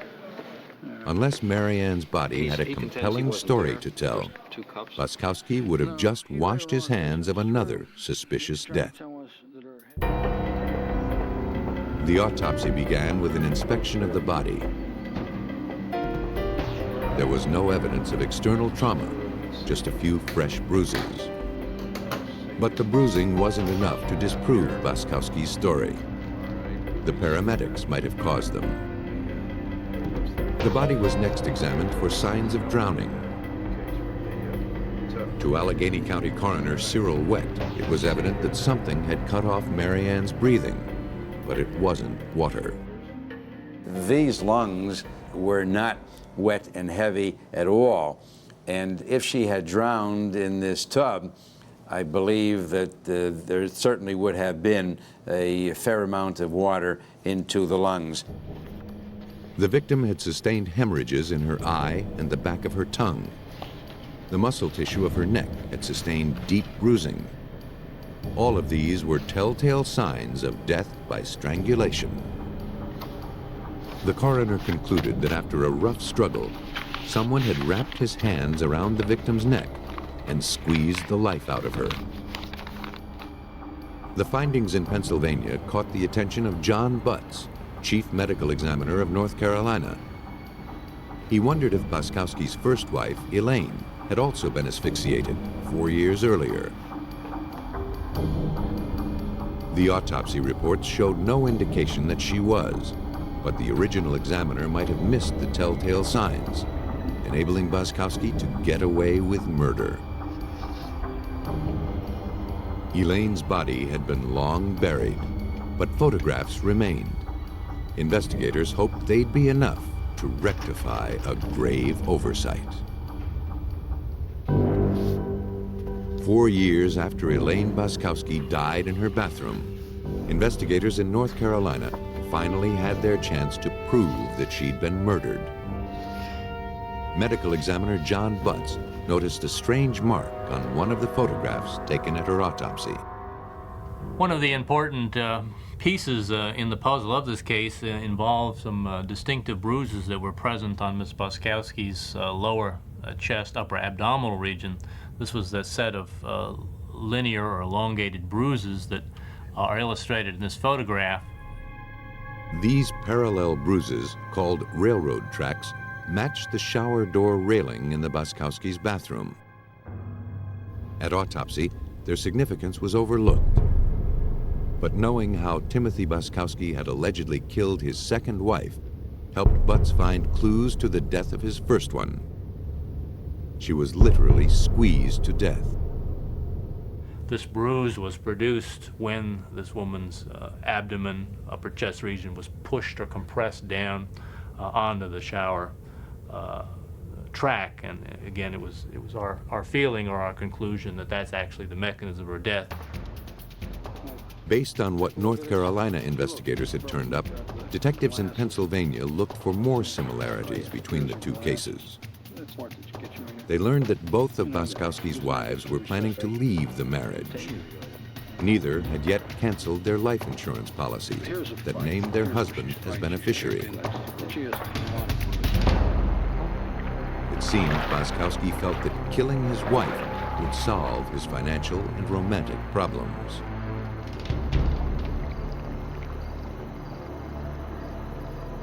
When history began to repeat itself with Mary Ann, he resorted to a plan that worked in the past. Thanks to the astute work of investigators in North Carolina and Pennsylvania, the staged drowning of his second wife would be Bosowski's last. In 1996, he was convicted of the murder of Elaine. In 1999, he was sentenced to death for the murder of Mary Ann. Timothy Bosowski's murderous past eventually caught up with him. In New Jersey, police again would have to look backward to solve a death in the family. Early Saturday, March 4th, 1995, a jogger was having a run through East Side Park while most of Paterson, New Jersey still slept. One of its residents had apparently chosen to sleep practically on the jogging path. Hey, buddy, you all right? Only a pair of feet stuck out of the sleeping bag. The jogger wondered how the person could breathe and realized the occupant wasn't breathing at all. Police confirmed that the body in the bag was deceased. They interviewed the jogger and fanned out to look for evidence of a possible homicide. The victim was a young female, 18 to 24. She'd been beaten. The sleeping bag interior was blood-stained, but not soap, suggesting she was stuffed into it afterward, probably to move her to this spot. Detective Mike Cassari led the investigation. We knew it was a murder. We knew that wasn't the original scene. It's just that we were trying to figure out who did it, and that's where the whole thing started. Most every homicide investigation begins with the victim. In this case, she had no identity. The cause of death was blunt force trauma to the head.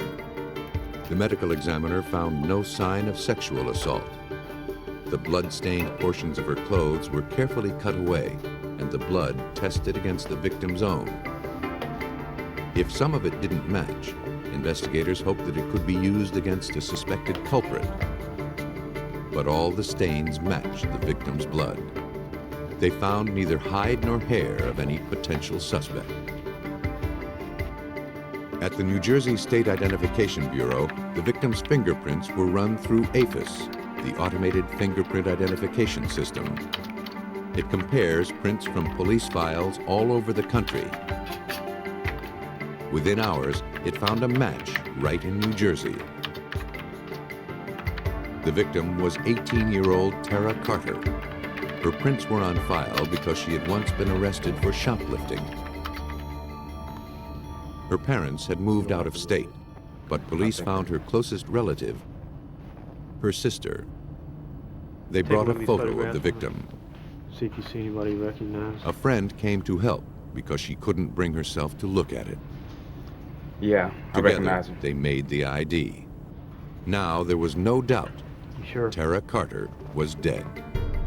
Police learned that Tara said she was going to spend the weekend with her boyfriend. He went by the name Original. She didn't know his real name or where to find him. She also said that Tara had been living with a family friend, a widow named Celestine Payne, and her children. They might know more. Payne lived in a nearby neighborhood where she occasionally rented rooms in her house. Police paid her a visit. Celestine offered to help in any way that she could. She directed us to the bedroom area where Tara slept with her two daughters. And myself and Detective Reyes looked around. You know, it's common to look for phone books or anything with possible, names of friends or anything, because we had nothing. We didn't have anything to go on to solve this crime at that point. Oh, no. Wendy, you can't take that. Tara Carter was treated like a member of Payne's family. She was the best friend of Celestine's daughter, Wendy, with whom she shared the room until Wendy moved to South Carolina. Got this carpet for Detectives looked in the closet where Tara kept her belongings. That's all I know. They found nothing to indicate she was in any kind of trouble with her mysterious boyfriend or with anyone else. When Payne could offer no new information about the victim's boyfriend, Original, police put the word out that they needed to speak with him. In the meantime, they looked for more information about the victim. Payne directed them to the basement, where more of Tara's things were stored. You know, I think Tara told me I would call him. They didn't know what they were looking for until they found it. In one area, drops of blood dotted the basement floor. Detective Reyes automatically told Miss Payne not to touch anything, that it's possible that the crime happened here. And she again said, well, if it happened here, I want to know about it. This is my house. See these drops right here? The amount and position of the blood droplets raised suspicions, but didn't suggest that this was the murder scene. Investigators weren't sure what the drops meant. And you could see a dripping stain coming down from the rafter. Directly below it was a stain of blood, which indicated that it's possible blood may have dripped from the upstairs into the basement. You need to go back upstairs and look there. Celestine Payne gave her consent to a more thorough search of her house. She said, I want to know about it. Whatever it takes to figure out, you guys do what you got to do. While the forensics team was dispatched, detectives continued their investigation. They headed back to the victim's closet, which turned out to be directly over the blood-stained beams. They found blood on the wall and floor of the closet, along with blood-stained women's underwear and other garments. It looked like bloody murder, but investigators had to be sure. Can you hand me the club bar, please?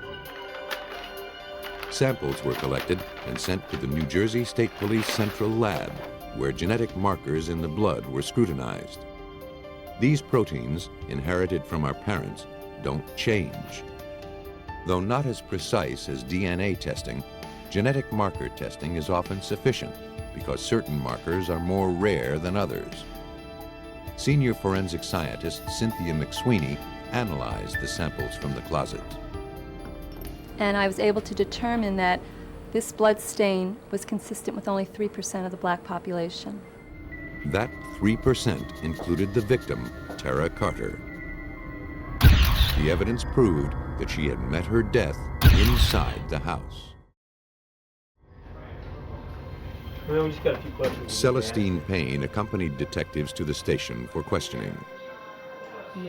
She told them that she last saw the victim at 11 a.m. on Friday, March 3rd, the day before her body was found. Tara said she was going to run errands. Celestine and her son had errands of their own to run and were gone most of the day. How did he get out in the backyard? When Celestine returned, a man named Charlie Pincham was waiting on the porch. Pincham used to date Celestine's daughter, Wendy, before she moved away. And he was in the habit of stopping by Celestine's house and hanging out. She didn't know where he lived. Because he might have committed the crime while the Paynes were away, Charlie Pincham's name was added to the suspects list. While Celestine answered questions, investigators combed her house for more clues. Besides the bedroom closet, traces of blood were found in the kitchen. The drain pipes were removed and the traps emptied to see what might have accumulated there. Almost 100 articles of evidence from there, including blood drippings, swabbings. Took the sink apart and removed, later turned out to be skull fragments inside the sink trap, the toilet. There was some hair and matter found inside there. From there, the whole thing exploded. The investigation took off. By now, the victim's boyfriend, Original, heard police were looking for him and presented himself, along with an alibi. He was off the suspects list, at least for now. That left the equally mysterious Charlie Pincham and the grieving Celestine Payne. But detectives didn't know where Charlie Pincham was, and the forensic evidence didn't necessarily place Celestine Payne at the scene when the murder occurred. This wasn't the first time police had been to Payne's house. While reviewing the case, Detective Sergeant Ronald Humphrey remembered a prior incident. There was a guy stabbed maybe about a year and a half before that, Eugene Cooper. I remember Eugene living there, but I never got to interview him. He was in intensive care unit at the hospital on a stab wound, and we couldn't get to speak to him. Upon Cooper's release from the hospital, he refused to press charges and disappeared. Now, 18 months later, detectives tracked Eugene Cooper down to see if there was a connection.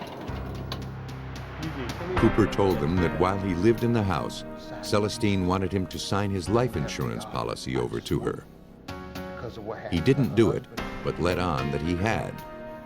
Soon after, Charlie Pincham attacked him. He said that at the time he got stabbed, Charlie was the one that stabbed him, and Celestine Payne that put him up to it. Cooper didn't go to the police because he was frightened and wanted to put the whole ugly incident behind him. He picked out Pincham's photo from some mugshots. Because Cooper implicated him in this stabbing, it was more important than ever to locate him. Now that Eugene Cooper was talking, he had a lot more to say. And the case took another unexpected twist.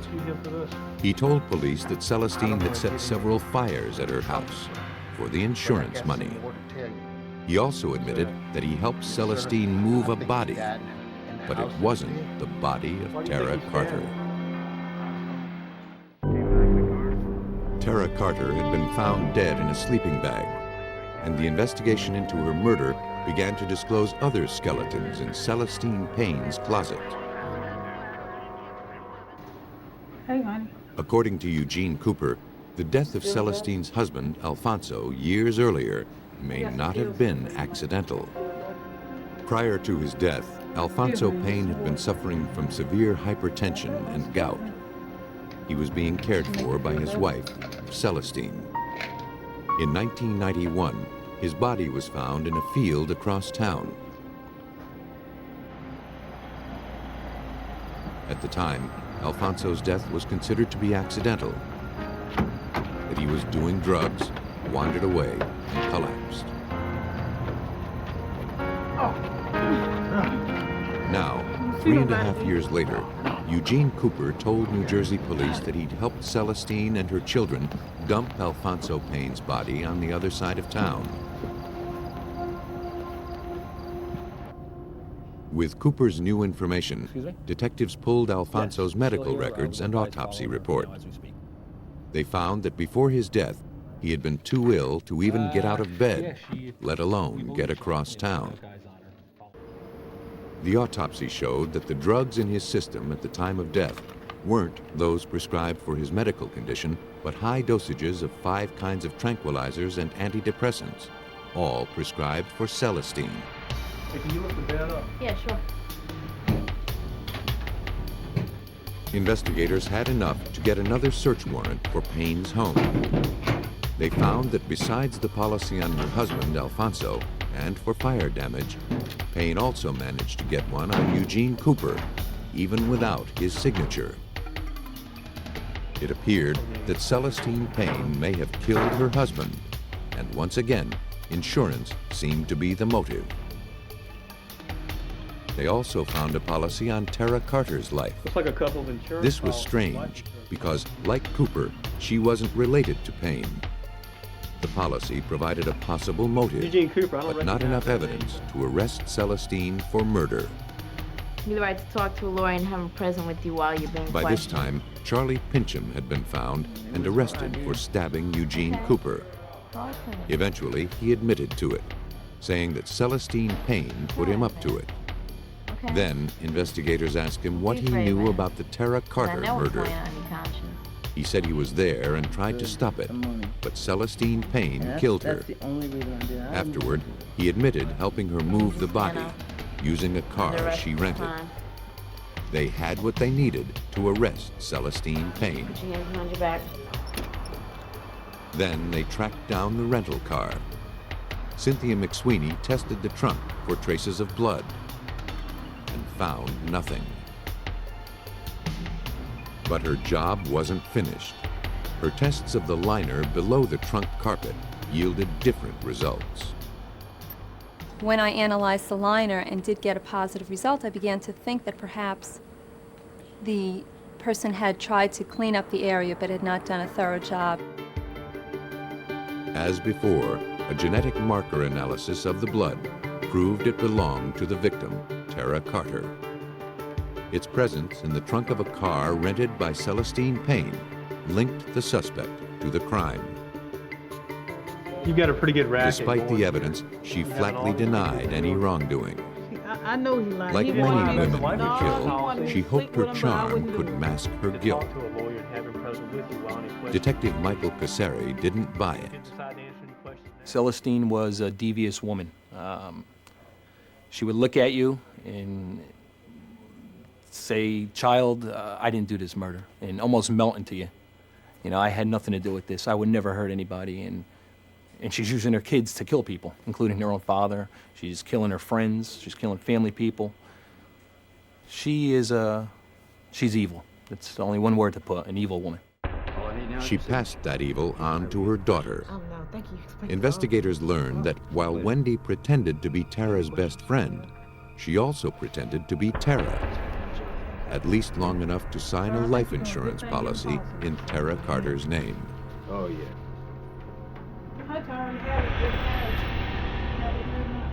Once the policy was in effect, Tara Carter's days were numbered. The unwitting victim, lured into a false sense of security in Payne's home, was marked for death.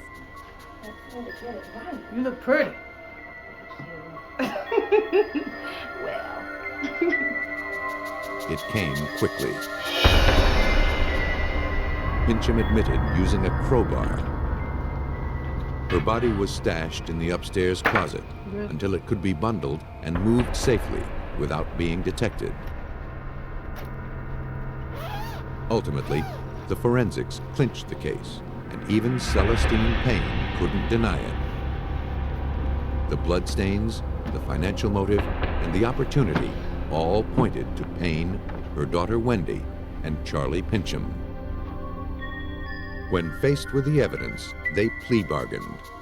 Celestine Payne and Charlie Pincham received life, and Wendy Payne received 28 years. To solve some homicides, investigators need look no further than the victim's own home.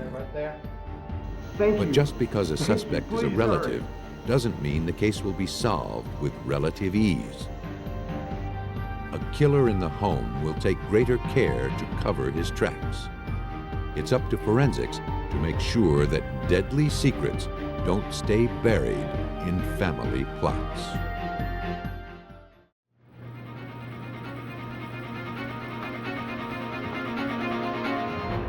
A teenage girl is found murdered in her Indiana home. And police soon suspect that she is not this killer's only victim. Detectives race the clock to track a serial killer across the country before he strikes again.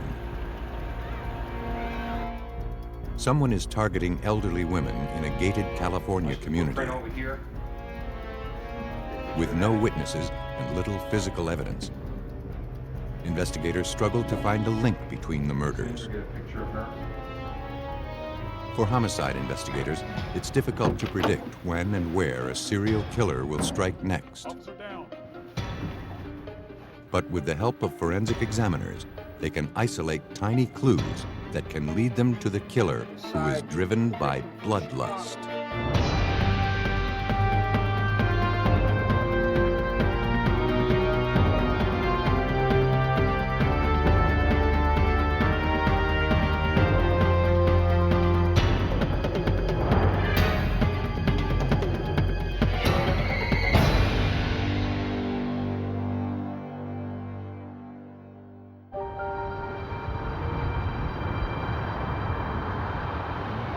In this episode, some of the names have been changed.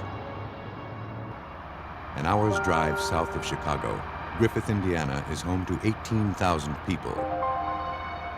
People drawn here by the quiet lifestyle and the low crime rate. Hey, Wendy. Around 7 p.m. on October 13th, 1987, 15-year-old Christine Gallagher returned home from school. I believe what happened at the swim meet today.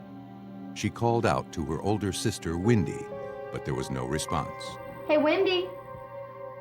Though Mrs. Gallagher was still at work, Wendy should have been home from school hours ago. Christine checked the bedroom. Oh my God, Wendy. There, she found 16-year-old Wendy's lifeless body on the floor.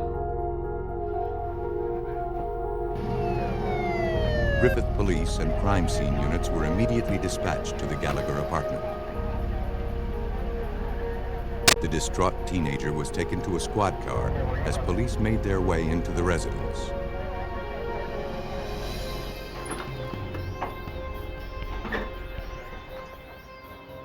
Inside the apartment, the living room was neat and orderly. But in the bedroom, police discovered the gruesome scene.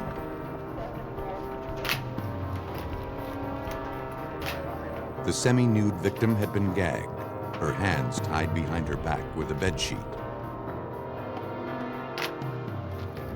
She'd been stabbed repeatedly. It appeared that she had been sexually assaulted, but no biological evidence was recovered. For Lieutenant John Mowry of the Griffith Police Department, the scene was difficult to comprehend. When I walked into that apartment and saw the victim, Wendy Gallagher, and saw the savage manner in which she had been killed, I've never seen anything like that. I was on the department 17 years prior to that, have investigated other homicides. I've never seen anything that even comes descriptively close to the way that scene was. Investigators began to methodically process the scene. Next to the window, they discovered blood spatter on the wall and curtain. Hoping to find prints, they treated the wall with silver nitrate, a chemical that reacts to the oils found in fingers and palms. Then they scanned the area with a light source. A partial palm print and more blood spatter emerged. The section of wall was removed and forwarded to the crime lab. In the living room, investigators collected a drinking glass with smudged fingerprints.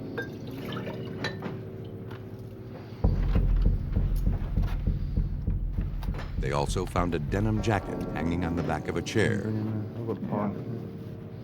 Searching the pockets, they found a driver's license. It belonged to a teenage boy with a local address. Run a check on that for us. On the kitchen counter, detectives recovered a woman's purse. There was no identification inside.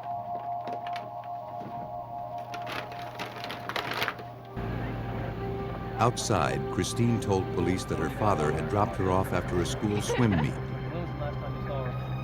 She said that since their parents' recent divorce, she and Wendy would sometimes be by themselves after school until Mrs. Gallagher returned from work soon after. As Christine continued answering questions, one of the investigators brought out the purse found in the kitchen. Let me show you something. See if you know whose it is. Christine said it was hers. She added that when she arrived home, she didn't remember seeing Wendy's purse anywhere.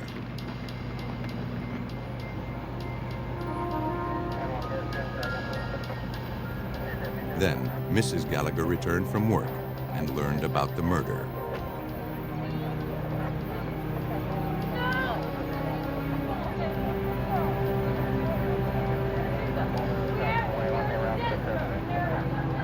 Overwhelmed with grief, she told police she couldn't believe anyone would want to kill her daughter. Wendy was such a beautiful and cheerful girl.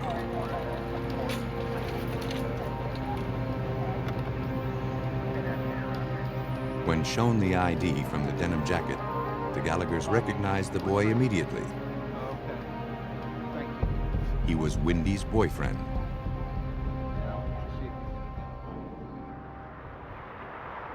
Looking for any clue to the killer's identity, examiners at the Lake County Crime Lab began to analyze the prints recovered from the Gallagher apartment. They started with the smudged drinking glass. When dusted with black powder, two distinct sets of fingerprints were revealed. Analysis of the arches, whorls, and loops that makes each print unique established that one set was Wendy's. But the second set of prints didn't match any of the Gallaghers. Next, examiners turned to the section of wall removed from Wendy's bedroom. To preserve the fragile drywall, they worked from photographs.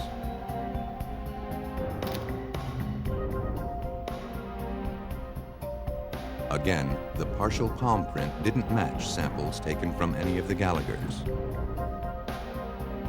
Its position on the drywall in relation to the blood found around the window led evidence technician Ronald Latch to conclude that whoever left it had been startled. He put one hand on the wall and looked out the curtain because you could see blood on the edge of the curtain and on the wall, and looking out to see if somebody was coming. Maybe he heard a voice or a car door slam. But the concern must have been short-lived. Crime scene analysis uncovered no signs of a forced entry or exit. It appeared that after committing this brutal murder, the killer calmly left the apartment, probably through the front door.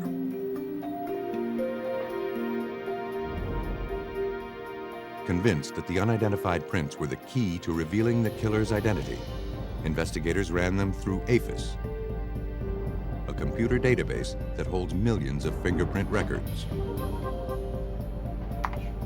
But no matches were found.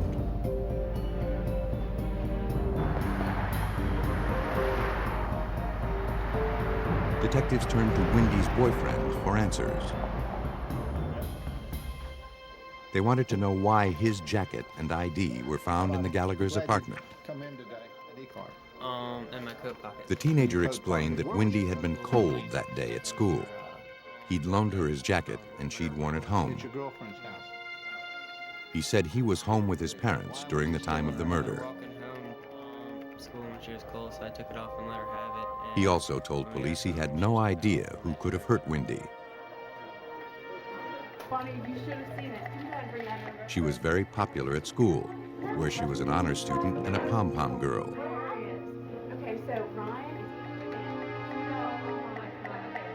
He said Wendy was a lot of fun to be with, and he couldn't believe she was gone. I was in the back of the class. I'm going to go get this folder over. Though he had a solid alibi, detectives fingerprinted him before letting him go. But analysis of his prints later confirmed his innocence.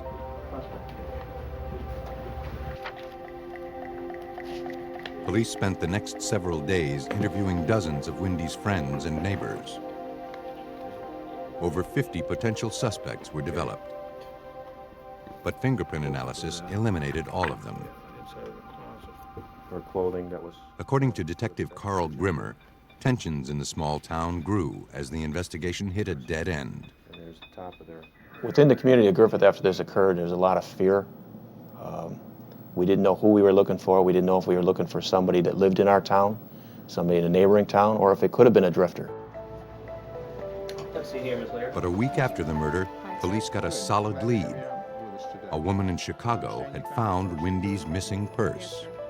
I understand you found a purse that we were been looking for. The purse somehow ended up in my purse. I had She explained that her own purse had been snatched during an assault. The purse actually ended up in mine.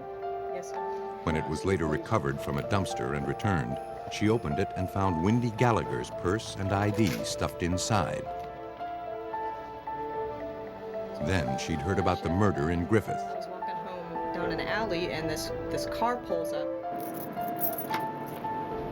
The woman said that as she left work through the back door, a man with brown hair and a mustache jumped out of a blue car. He grabbed her and threatened her with a knife. As they struggled, a delivery truck pulled up. Panicked, the assailant grabbed her purse and fled. But he had left behind valuable evidence. A witness who could identify him and a physical link to Wendy's murder. I can recall he had, I guess, brown hair.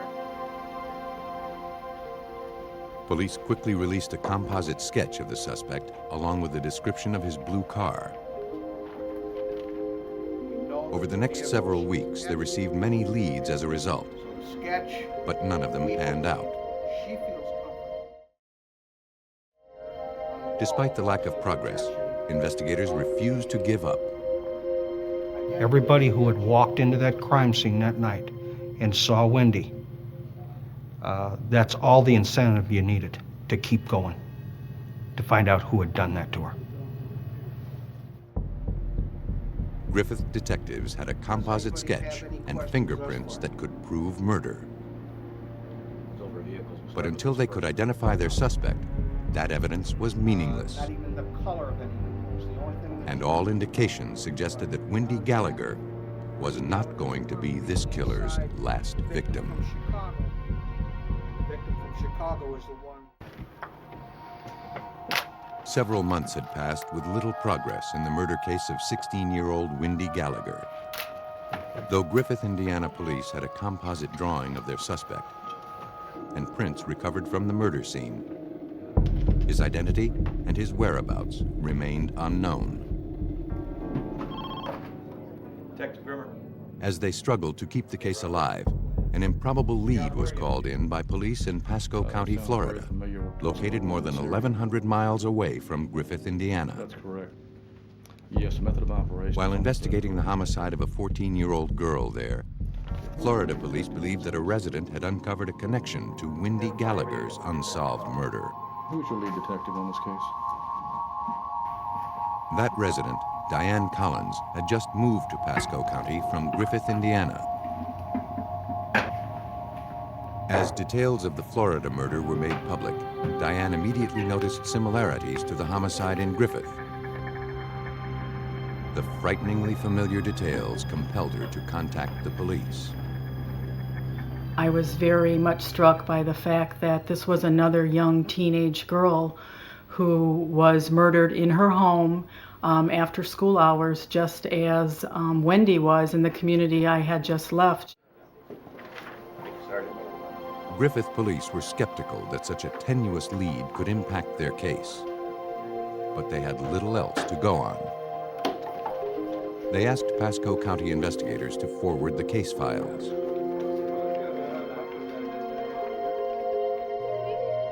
According to police reports, in January 1988, 14-year-old Janet Clark was discovered in her bedroom by her younger brother shortly after 6 p.m.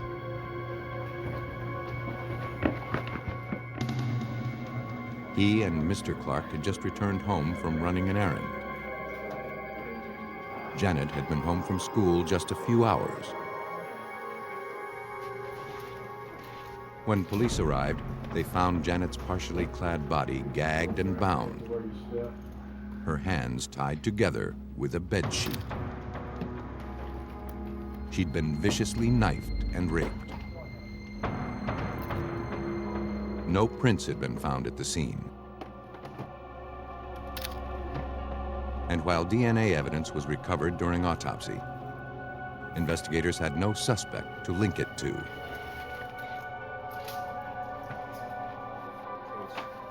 But now, Griffith detective Carl Grimmer realized that Diane Collins' instincts might have been dead on.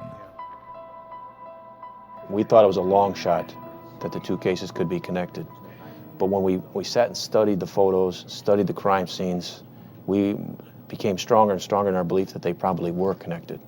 It's just, you had to see it to see the similarities. It's almost like there was a signature.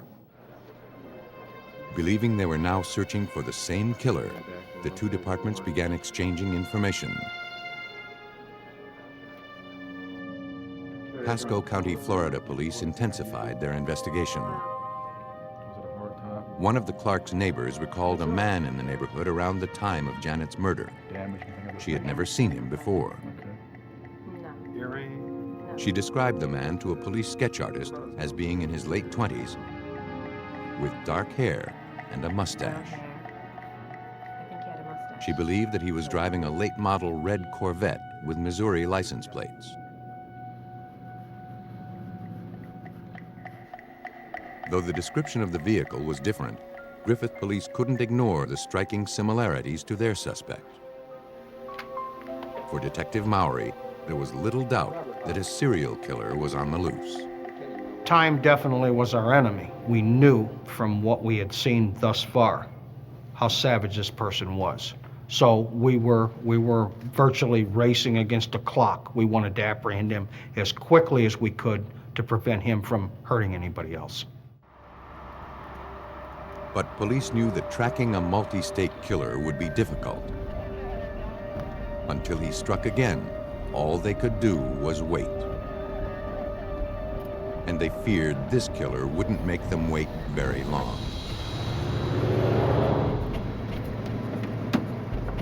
Two months later, police in Beaumont, Texas responded to reports of gunfire at a local motel. Responding officers burst into the room where the shots had been heard. There, they discovered one of their own, Officer Paul Halsey, unconscious, the victim of a gunshot wound. The fallen officer had notified dispatch just a few minutes before that he was checking on the driver of a stolen vehicle who had just entered one of the rooms. Officer Halsey was rushed to the hospital, but his injuries proved fatal. He died a short while later.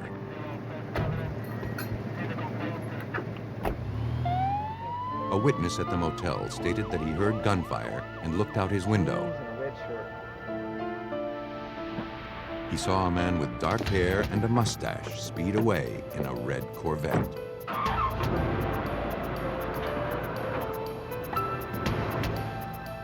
An all-points bulletin was issued for the red sports car.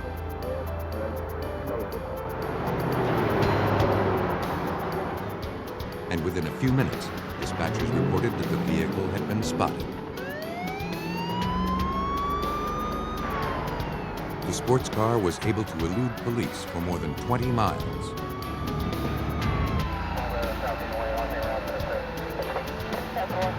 driver suddenly lost control and the car swerved off the road.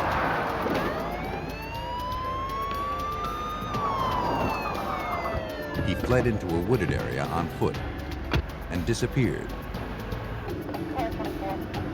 Texas authorities began preparing their manhunt for a suspected cop killer. While police in Indiana and Florida struggled to track down a serial killer who preyed upon young girls, police 2,000 miles away in Beaumont, Texas, were on the trail of a suspected cop killer. Though the suspect had managed to escape, police had his abandoned red Corvette. How you doing? All right. Inside, they recovered a blood-stained .357 Magnum that had been recently fired. 357? They also found stolen license plates, including a set from Missouri.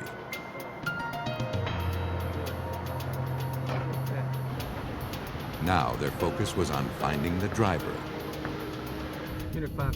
Detective Ray Beck of the Beaumont Police Department organized the manhunt. The word was out. So we had officers coming in from everywhere, just volunteering their time, their effort. So manpower was unbelievable. Through witnesses, police learned that the suspect had jumped into a taxi and was headed toward Houston.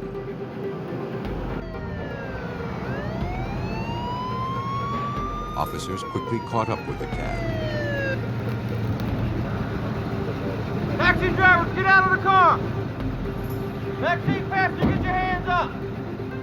The man believed responsible for the murder of Officer Halsey was taken into custody. Get your hands up, get out of the car. Get your hands where I can see them. Turn around, still be on the trunk. The suspect, identified as 28-year-old Michael Lee Lockhart, was questioned at the Beaumont police station.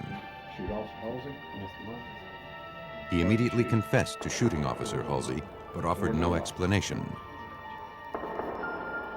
It seemed too easy.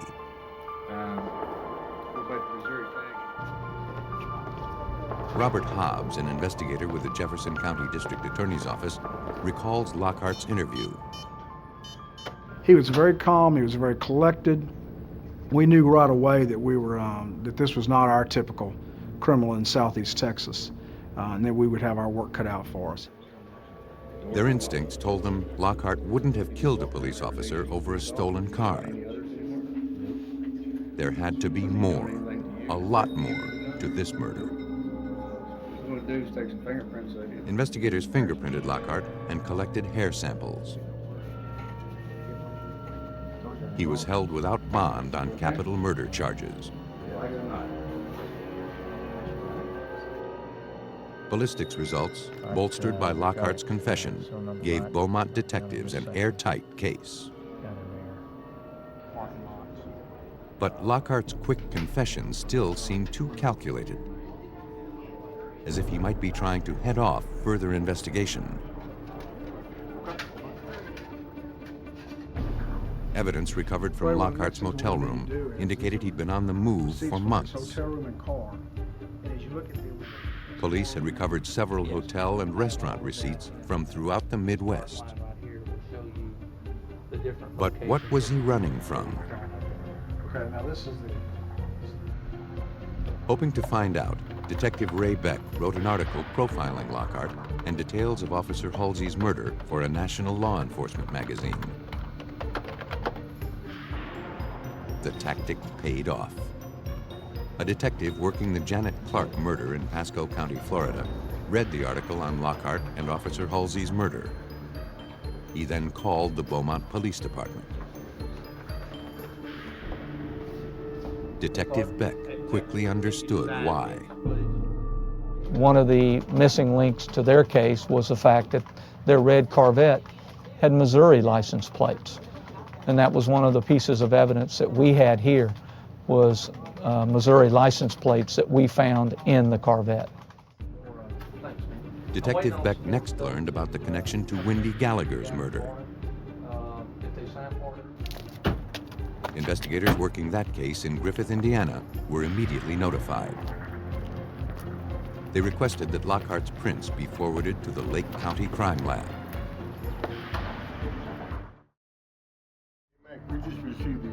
Hoping they had the evidence they needed to prove murder, examiners went to work, comparing Lockhart's fingerprints to those recovered from the Wendy Gallagher crime scene. After scrutinizing and comparing both sets of prints, examiner Ronald Latch was certain that Wendy's killer had been found. The fingerprints we found at the scene put Michael Lee Lockhart in that apartment, and the palm prints put him right next to the body of the victim, where there was blood and on the curtain in the wall.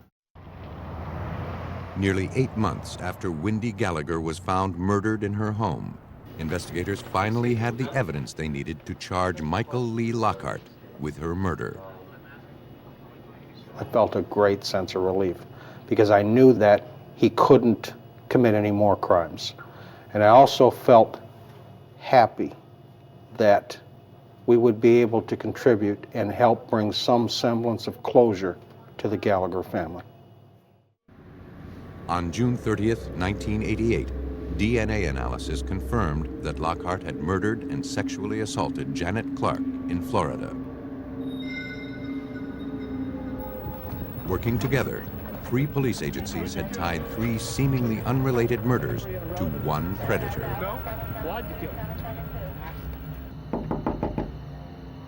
Based on the evidence, police believe that Lockhart traveled the country in search of his next victim.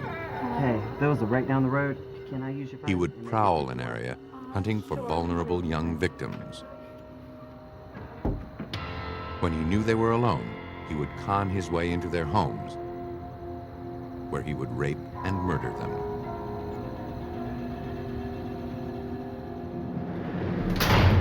Michael Lee Lockhart stood trial for murder in all 3 states. He was sentenced to death in each trial. In Texas, on December 9, 1997, Michael Lee Lockhart was executed for his crimes. It took the cooperative effort of 3 police departments to track a transient serial killer across the United States. He's talking to. But sometimes, murderers who stay in one place are just as hard for investigators to find.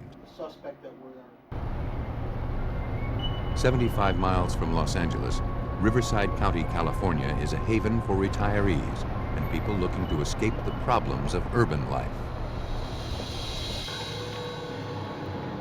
But on February 16, 1994, a 911 call brought police from the Riverside County Sheriff's Office to a condo in the upscale community of Canyon Lake.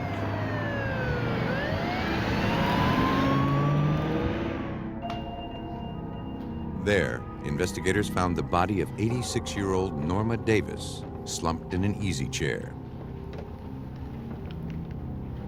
A phone cord was wrapped around her throat, and knives protruded from her chest and neck.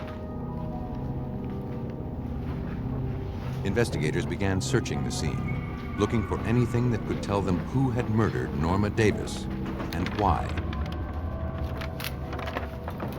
Robbery appeared to be an unlikely motive. The victim still wore an expensive ring on her finger. As expensive as that ring is. A few desk drawers were opened, but there were no signs of ransacking. Forensic technicians processed the body, looking for any stray hairs or fibers that the killer may have left behind.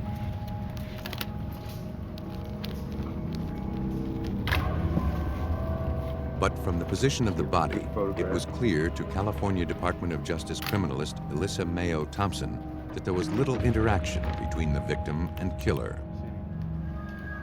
She appeared to just be sitting in her chair as if she were perhaps reading or watching TV.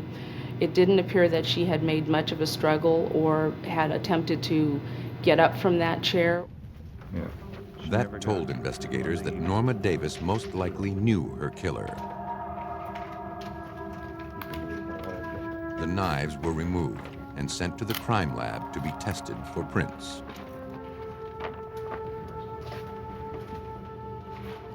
A search of the condo confirmed that robbery was not a motive. On the kitchen floor, investigators found Norma's purse, still containing credit cards and cash. Watch the footprint over In the hallway, investigators spotted a faint shoe print on the floor. To get a better look, the room was darkened. Closer examination revealed that it was a sneaker print left in dust. And recovering such fragile evidence would be tricky. But in a crime scene that yielded few clues to the killer's identity, the print could prove to be a vital piece of evidence. After thoroughly photographing the print, technicians carefully applied an adhesive gelatin to lift it.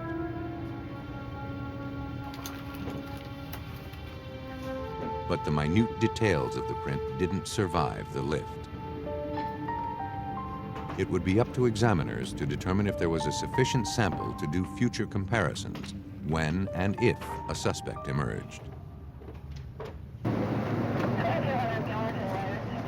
Outside, detectives talked to Alice Williams, who had found the victim. She stated that she had come over to pick up Norma for their weekly hair appointment. She let herself in when Norma didn't respond to her calls. That's when she discovered the body. She couldn't understand how such a thing could have happened in Canyon Lake. It was a gated community with round-the-clock security. You have a mustache? Norma's ex-daughter-in-law, Mary Pierce, had also arrived at the scene. She too lived in Canyon Lake. She told investigators that she and Norma were very close. But as Mary continued describing Norma in greater detail, detectives glanced down and noticed she was wearing Nike sneakers. They asked if there was anyone close to Norma who would want her dead. Mary reacted with shock, insisting no relative could possibly be involved. But now, detectives weren't so sure. They turned to the crime lab for answers. But criminalists at the California Department of Justice Forensic Lab determined that all of the evidence recovered from the condo had been wiped clean of prints. One of those stains could have come from her. There were no stains. They hoped the recovered shoe print could lead them to Norma's killer. For Ricky Eldon Cooksey, a criminalist with the Department of Justice Crime Lab in Riverside, shoe print evidence can carry investigators a long way. A shoe print collected at the crime scene can help the investigators if we can identify what kind of shoe made that print, and there are data banks that store that type of information. We can tell them what type of shoe they're looking for and size shoe they're looking for. After reviewing hundreds of different sneaker tread designs, Cooksey believed that the print recovered from Norma Davis's home had been made by a Nike. He acquired a similar sneaker from the manufacturer and made test prints. The tread design was identical. Cooksey had determined that the suspect's print had been made by a size 6.5 Nike Air tennis shoe. For detectives, the news was not that encouraging. I'll talk to you later. Okay. Tracking down a specific purchase of such a popular shoe would be next to impossible. Thank you. The only thing that homicide detective Joe Greco could infer from the analysis was that the suspect was a small male or possibly a woman. And he already had a potential suspect who fit that description. Goodbye. We suspected the ex-daughter-in-law, Mary Pierce, because of the shoes that she was wearing when she came to the crime scene. And the brand of shoe matched the brand of shoe that we found in the doorway. And also, she was the caretaker. She was the obvious choice. Thanks, Jerry. Police questioned Mary Pierce in greater detail, carefully watching her demeanor. She would take her medicine. Mary said her ex-mother-in-law was a wonderful, warm person who didn't have any enemies. Most days, she just watched her TV or read.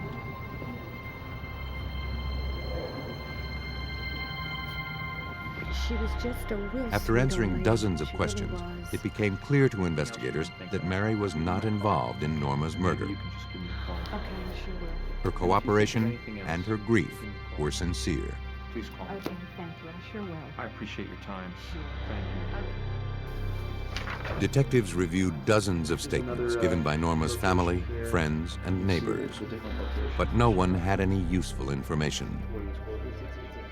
The case quickly threatened to go cold. With no suspects and no solid leads, it looked like Norma Davis's murder might never be solved.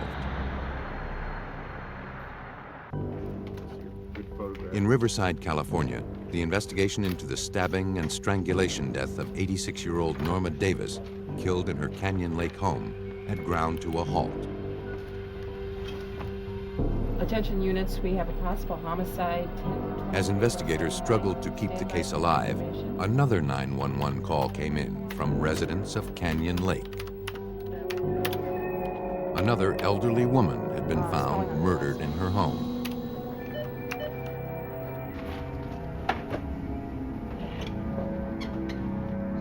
There, police discovered 66-year-old June Roberts, dead on her office floor.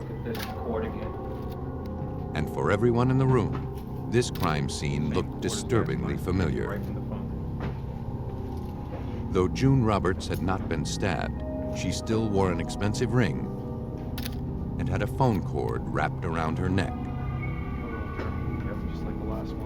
Credit cards were scattered around her purse, but nothing appeared to be missing. For criminalist Alyssa Mayo Thompson, it was obvious that June Roberts and Norma Davis's murders were connected. The type of crimes, both brutal homicides occurring within a few short days of between each other in this area, led us to think that these two crimes may be linked. Investigators scoured the home. A Bible caught detectives' attention. Inside was a handwritten prayer list. Norma Davis's name was on that list. The two victims were friends. But for Detective Greco, how they were connected to the killer was unclear. He could be certain about one thing, however. A serial killer was targeting elderly women in Canyon Lake. This whole case is overwhelming in that it's not something that one in law enforcement comes across every day. It's a crime of serious violence, and it wasn't stopping. I mean, it was just the beginning. And so far, this killer had made few mistakes. But a week after June Roberts' death, that all seemed to change. June Roberts' daughter brought police a statement from one of her mother's credit card companies. Someone had gone on a spending spree immediately after June's death, charging jewelry, clothing, and other merchandise. It was the break detectives were waiting for. Now they had a paper trail to follow.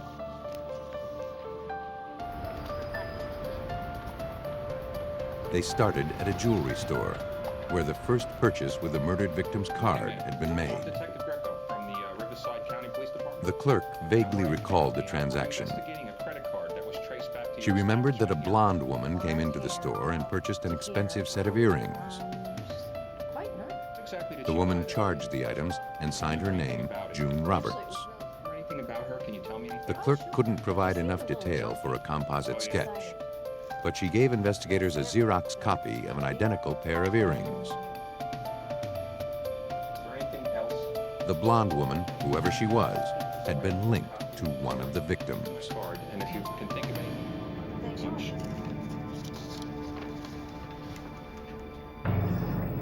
The next purchase on June Roberts' credit card came from a hair salon. You got the boy's name, that's correct. A stylist there remembered the woman claiming to be June Roberts. That's her name. She said the woman was in her mid-30s with shoulder-length blonde hair, hazel eyes, and a medium build. She added that the woman had a young boy with her. According to her appointment book, his name was Jonathan Weaver. You cut his hair and I cut her hair. An artist was brought in to translate the stylist's description of the blonde woman into a composite sketch.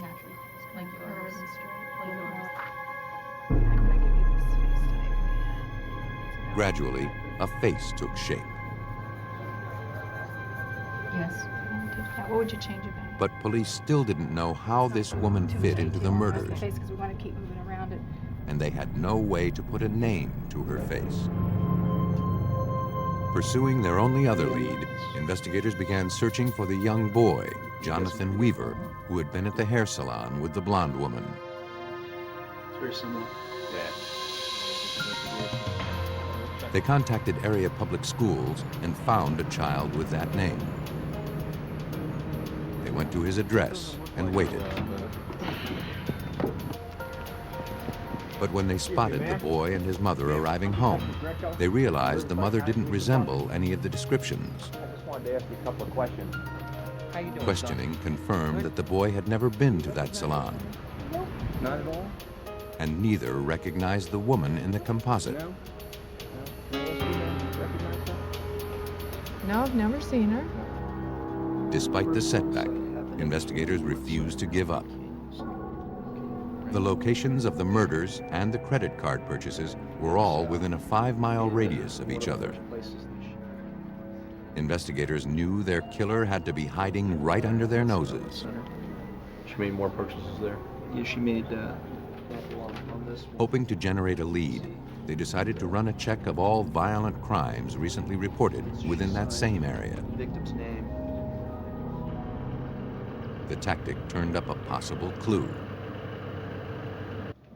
An elderly woman who owned an antique shop just blocks away from Canyon Lake had been recently assaulted. And this young woman came in with Dorinda Hawkins, still recovering in the hospital, had barely survived the attack.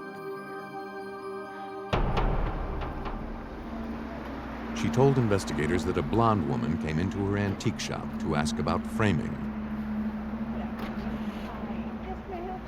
When she led the customer into the back to show her some samples, the woman suddenly attacked her from behind. Dorinda felt a rope tightening around her neck. She had a rope around my neck. She told detectives that she then began begging for her life. Called 911. You know, you can have whatever you want, take whatever you want. I have 8 children, let me live. And the suspect told her, I'm not doing this for the money. Dorinda had been left for dead, but she managed to regain consciousness. When she came to, her red-coiled key band that held the keys to the cash register was missing from her wrist, and money from the register was also gone. And she just kept choking. When shown the composite, she positively identified the blonde as her assailant. Yes. It does. It was now apparent to investigators that the suspect was not simply an accessory to the other crimes. She was the serial killer. And the rarest type of all, a woman.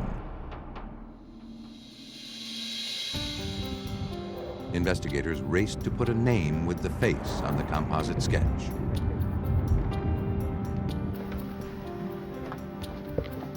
Since Mary Pierce had known both of the murder victims, police hoped she might have also crossed paths with the killer. No, this won't take long at all. Let me ask you this. Can you put a name to this face? Does this look familiar? When shown the sketch, Mary said that the face kind of resembled her stepdaughter, Dana Sue Gray. Sue Gray, that's my stepdaughter. As Mary described her stepdaughter, the pieces started to fall into place. Write that down. The information fit the description of the suspect that I was looking for, in that she had a key to the first victim's house. She knew the second victim. She had a pass to get into Canyon Lake, and she was familiar with the area. Mary added that Dana owned a house in Canyon Lake. So you do know those two? But Dana had just gone through a vicious divorce battle and was trying to sell the place because of the resulting financial ruin. Take a look at those names and tell me if you recognize them. Her job as a registered nurse was not enough to support the affluent lifestyle she had come to enjoy.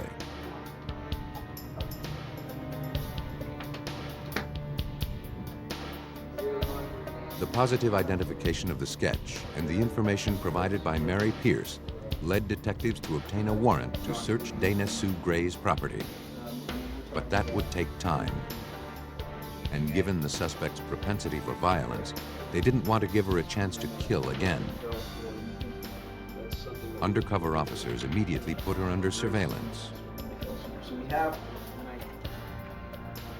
Riverside County investigators continued looking into Dana Sue Gray's background.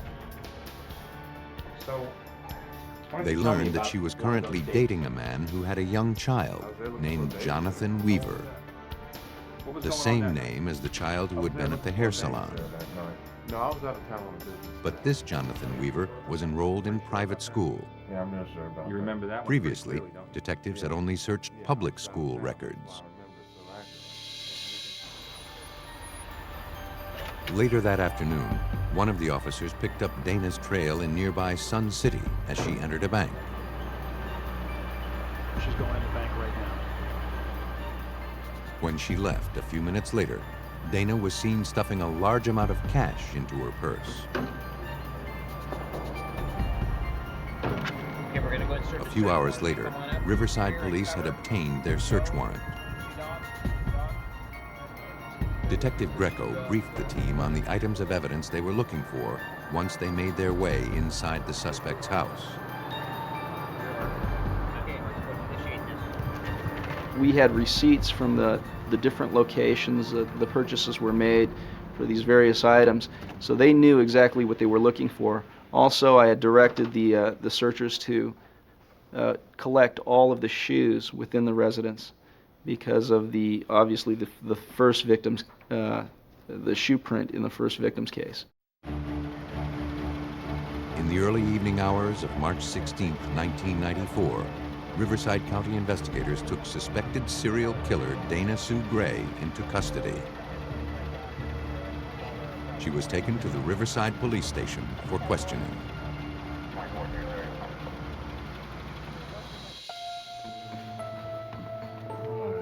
Inside the residence, investigators uncovered a wealth of evidence. They located a red-coiled key wristband, identical to the one stolen from Dorinda Hawkins at the antique shop. They also found merchandise similar to items purchased with June Roberts' credit cards.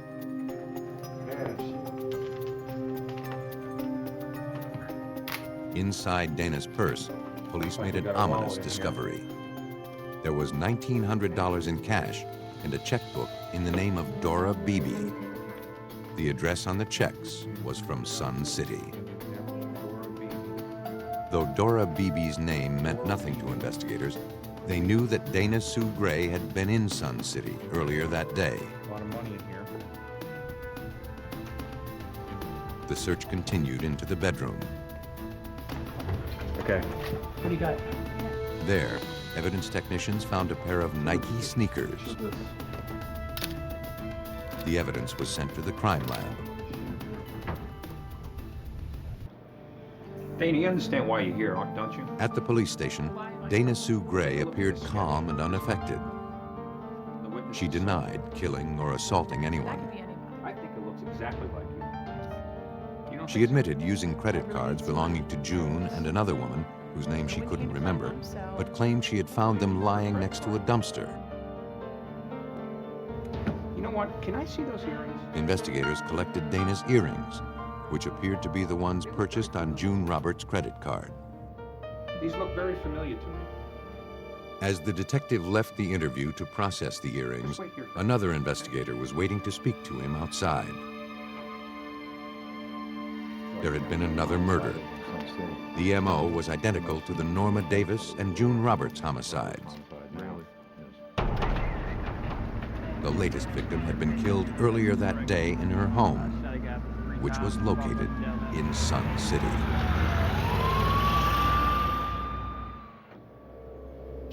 Riverside, California police believed that the suspect in the murders of Norma Davis and June Roberts was finally in their custody.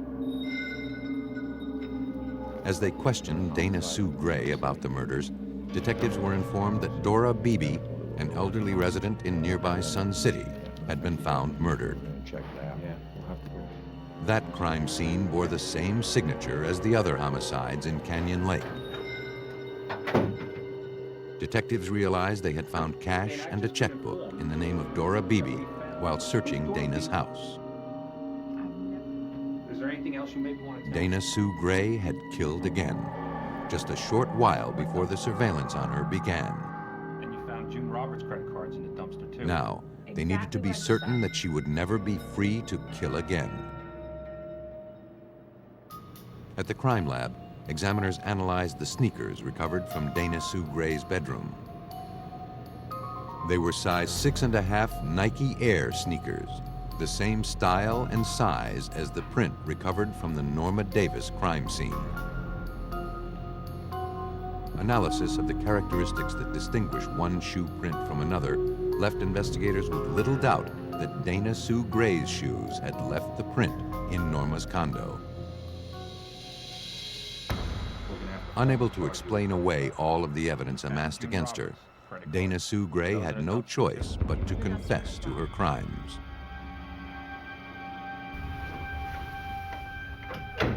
Riverside County investigators believe that Dana Sue Gray was driven over the edge by her financial misfortunes that resulted from her divorce.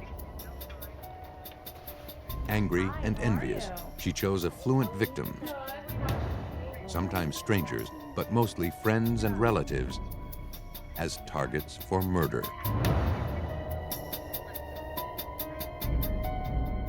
To avoid the death penalty, Dana Sue Gray pled guilty to the multiple murders. She was given 2 life sentences without the possibility of parole. When I think of Dana Sue Gray, the first thing that comes to mind, for me anyway, is evil. It's just evil. There are usually patterns to serial murder, though they're often hard to detect. Only time, patience, and meticulous forensic science can delve into the unknown and finally bring them to light. But ultimately, that's what detectives need to stop the killers who are driven by bloodlust.